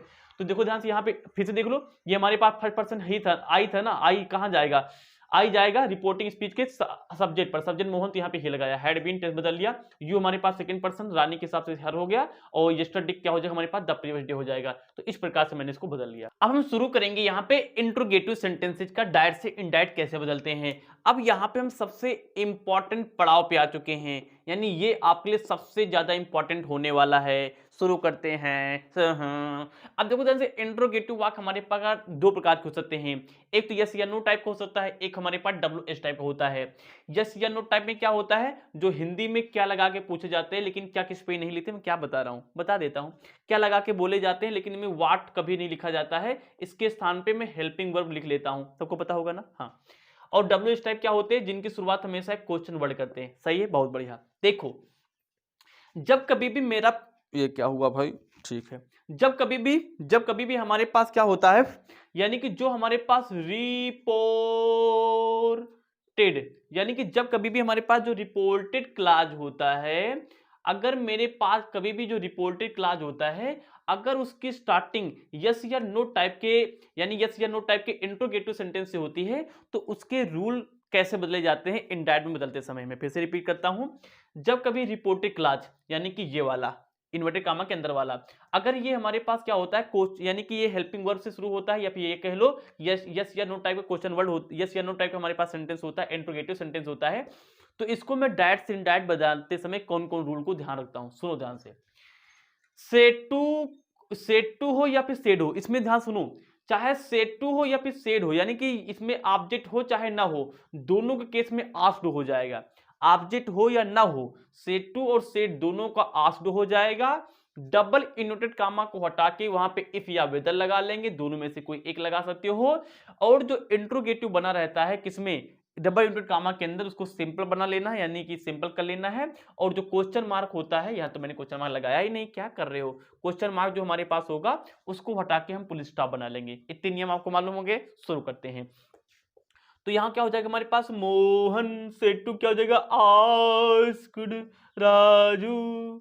यहाँ पे डबल इनवर्टेड कॉमा हटा के इफ या वेदर, मैं तो इफ लगाऊंगा, इफ लगा लिया। उसके बाद यू, अब ये हमारे पास क्या है, इंट्रोगेटिव है। इंट्रोगेटिव कैसे बदल जाएगा, सिंपल बदल जाएगा। यू अब सिंपल बदलेंगे तो यानी कि हम लोग सब्जेक्ट से शुरू करेंगे यू, लेकिन प्रोनाउन तो बदलेगा। इसमें भी क्या होता है, इंट्रोगेटिव में भी टी टी पी रूल चलेगा, यानी टाइम टेंस प्रोनाउन इसमें भी बदलेगा। तो यू कौन सा पर्सन, सेकंड पर्सन आपके हिसाब से। राजू क्या है, मेल है, तो मेल के लिए क्या लगाएंगे हम लोग, ये लगाएंगे। अब ये आर है, आर कौन से टेंस से बहुआ, जल्दी बताओ। प्रेजेंट का कांटीवर्स है, प्रेजेंट कांटीवर्स कहां बदल जाएगा, पास्ट कांटीवर्स टेंस में। पास्ट कांटीवर्स टेंस है तो ही के साथ क्या आएगा, वा जाएगा। कमिंग हमारे पास क्या है, बदल जाता है, मेन वर्ब बदल जाती है, ये वाली मेन वर्ब। तो कम का हो जाएगा हमारे पास गो, वाद के साथ में आईएनजी आता है तो आईएनजी ही लगाते रहेंगे। टुडे हो जाता है क्या, दैट डे, ये हो जाएगा हमारे पास दैट डे, यहां लगा लेंगे पुलिस स्टाफ। तो ये हो गया, Mohan asked Raju if he was going that day. R यहाँ ने इंट्रोगेटिव मैंने सिंपल बता लिया, यहाँ पे इसको हटा के मैंने इफ लगा लिया, यू को मैंने बदला तो ही आ गया। ये आर था तो आर क्यों बदल जाता, वार बदल जाता, मैंने ये काम कर लिया। ठीक है ना, सबको समझ में आ गया, बहुत बढ़िया। इधर आ जाओ। जब हमारे पास रिपोर्टिंग क्लास यानी जो डबल इनवर्टेड कामा के अंदर लिखा होता है, अगर ये मेरे पास क्वेश्चन वर्ड से शुरू होता है तो मैं इसको कैसे बदलूंगा, वही रूल है। सेट टू हो या फिर सेड हो, दोनों के कंडीशन में हम आस्क लगा लेंगे। डबल इनवर्टेड कामा हटा के वहां पे इफ या वेदर लगा लेंगे। नहीं, डबल इनवर्टेड कामा को हटा के वहां पे अब की बार इफ या वेदर नहीं आएगा। अब की बार हम लोग जो क्वेश्चन वर्ड यूज कर रहे होते उसी को रखते हैं। जैसे यहाँ पे वाई यूज हो रहा है तो मैं वाई को ही रखूंगा, लेकिन जो इंट्रोगेटिव लिखा होता है वाक्य हमारे पास वो सिंपल में बदल जाता है और क्वेश्चन वर्ड बदल जाता है पुलिस स्टाफ में। शुरू करो तो क्या हो जाएगा हमारे पास, तो हो जाएगा राजन सेज टू का क्या हो जाएगा, आस्ट भोला, मैं क्या लिख रहा हूं, नीचे लिखना, इधर लिखेंगे। तो ये हमारे पास बदल गया। डबल नोटेड कॉमा को हटाएंगे तो क्या आएगा, इफ या वेदर आएगा, नहीं आएगा क्योंकि क्वेश्चन वर्ड है, तो जो क्वेश्चन वर्ड होगा वही छाप लेंगे, तो वाई आ जाएगा। अब वाई लगा लिया। अब जो भी इंट्रोगेटिव वाक्य हमारे पास लिखा उसको सिंपल बनाना होगा, तो यू फिर से है हमारे पास। सिंपल वाक्य का मतलब होता है सब्जेक्ट सब पहली चाहिए होगा, तो यू हमारे पास सेकंड पर्सन भोला के साथ बदलेगा। ऑब्जेक्ट जो कि भोला यहाँ पे है तो भोला मेल है, पर्सन है, भोला एक है, तो यहाँ पे क्या आएगा, ही आएगा। अब ये कौन सा वाक्य है जल्दी से बताओ, डिड लगा है यानी कि पास्ट का इंडेफिनिट टेंस है। पास्ट का जो इंडेफिनिट टेंस होता है पास्ट के परफेक्ट में बदल जाता है, तो यहाँ पे क्या आएगा बताओ, हैड आ जाएगा। बहुत सही बहुत सही। लेकिन हैड के साथ में जैसे ही पास्ट के परफेक्ट टेंस में आएगा तो मेन में कौन सा फॉर्म आती है, थर्ड फॉर्म आ जाती है, तो से नहीं रहेगा, ये सेड में बदल जाएगा। स्वाहा, सेड हो गया, ही हैड सेड हो गया हमारे पास। उसके बाद क्या बचा हमारे पास, लाइक, तो लाइक का लाइक ही लिखा रहेगा। उसके बाद दिस क्या हो जाएगा हमारे पास, दैट हो जाएगा। पुलिस स्टॉप को गायब कर देंगे, लगा यानी इंट्रोगेटिव मार्क को गायब कर देंगे, यहाँ पे लगा लेंगे पुलिस स्टॉप, स्वाहा। ये हो गया। क्या हो गया, राजन आस्क्ड हो गया, इसको हटाया, बोला को बोला रखा। डबल इन्वर्टेड कॉमा हटा के मैंने यहाँ पे वाई को वाई ही कॉमन कर लिया क्योंकि ये इंट्रोगेटिव मार्क था, सॉरी क्वेश्चन वर्ड से शुरू हुआ था। और उसके बाद हमने यहाँ पे यू को चाहिए था तो ही लगा लिया। ये डिड था, प्रेजेंट का पास्ट का इंडेफिनिट टेंस था, तो ये क्वेश्चन में बदल जाएगा, पास्ट के परफेक्ट टेंस बदल जाएगा, जिसमें हैड आ गया। इसमें मेमोर थर्ड फॉर्म आती है इसलिए हमने सी ही हैड सेड लिख लिया, हाइड सेड लिख लिया। उसके बाद लाइक का हमने लाइक ही रखा, और दिस क्या हो गया हमारे पास, दैट हो गया। और इस प्रकार से हमारे पास ये हमारे पास हो जाता है खत्म। तो अब आपके यहाँ पे ड्यूटी क्या बनती है, आप फटाफट, अब इसमें लंबी वीडियो ज्यादा लंबी न बन जाए, मैंने इसमें आपको बेसिक इन्फॉर्मेशन दे दिया। अगली जो वीडियो होगी उसमें मैं आपको जे यानी कि हमारे पास जो मॉड्यूल्स होते हैं अगर वो रिपोर्टेड क्लास में लिखे होते तो उनका मैं डायरेक्ट से इनडायरेक्ट कैसे बनाता हूं मैं आपको बताऊंगा। इस वीडियो में इतना ही। अब आपके यहाँ पे एक बेसिक नेचुरली एक रिस्पॉन्सिबिलिटी बनती है कि आप अपनी नोटबुक को या फिर आप जहां से पढ़ रहे हो, किसी किताब से, किसी टीचर से, किसी ट्यूटर में पढ़ रहे हो, वहां पे आप लोग क्या करो, कोई क्वेश्चन को लो और जो मैंने रूल बताया उन रूल को अप्लाई करो, प्रैक्टिस करते रहो। मैं आपको स्पेशली यहाँ पे नंबर ऑफ क्वेश्चन सॉल्व कराने नहीं आया था, मैं आपको नंबर ऑफ कॉन्सेप्ट बताने आया था। आई होप मैंने आपको जो कॉन्सेप्ट बताया आपने समझे होंगे, उनको यूज किए होंगे, आप यूज करते रहोगे। और किसी प्रकार के जो भी हमारे पास इंट्रोगेटिव या फिर सिंपल जो भी आप हमारे पास डायरेक्ट में लिखा होता है उसको आप लोग आसानी से इनडायरेक्ट में बदल पाओगे। अगर आपको थोड़ा बहुत भी लगा हो कि मैंने आपको नहीं आपके लिए थोड़ी बहुत भी हेल्प की है तो आप इस वीडियो को ज्यादा से ज्यादा लोगों के पास शेयर करें। इस वीडियो में इतना ही, बहुत जल्दी मिलेंगे एक नेक्स्ट क्लास में, तब तक के लिए जय हिंद।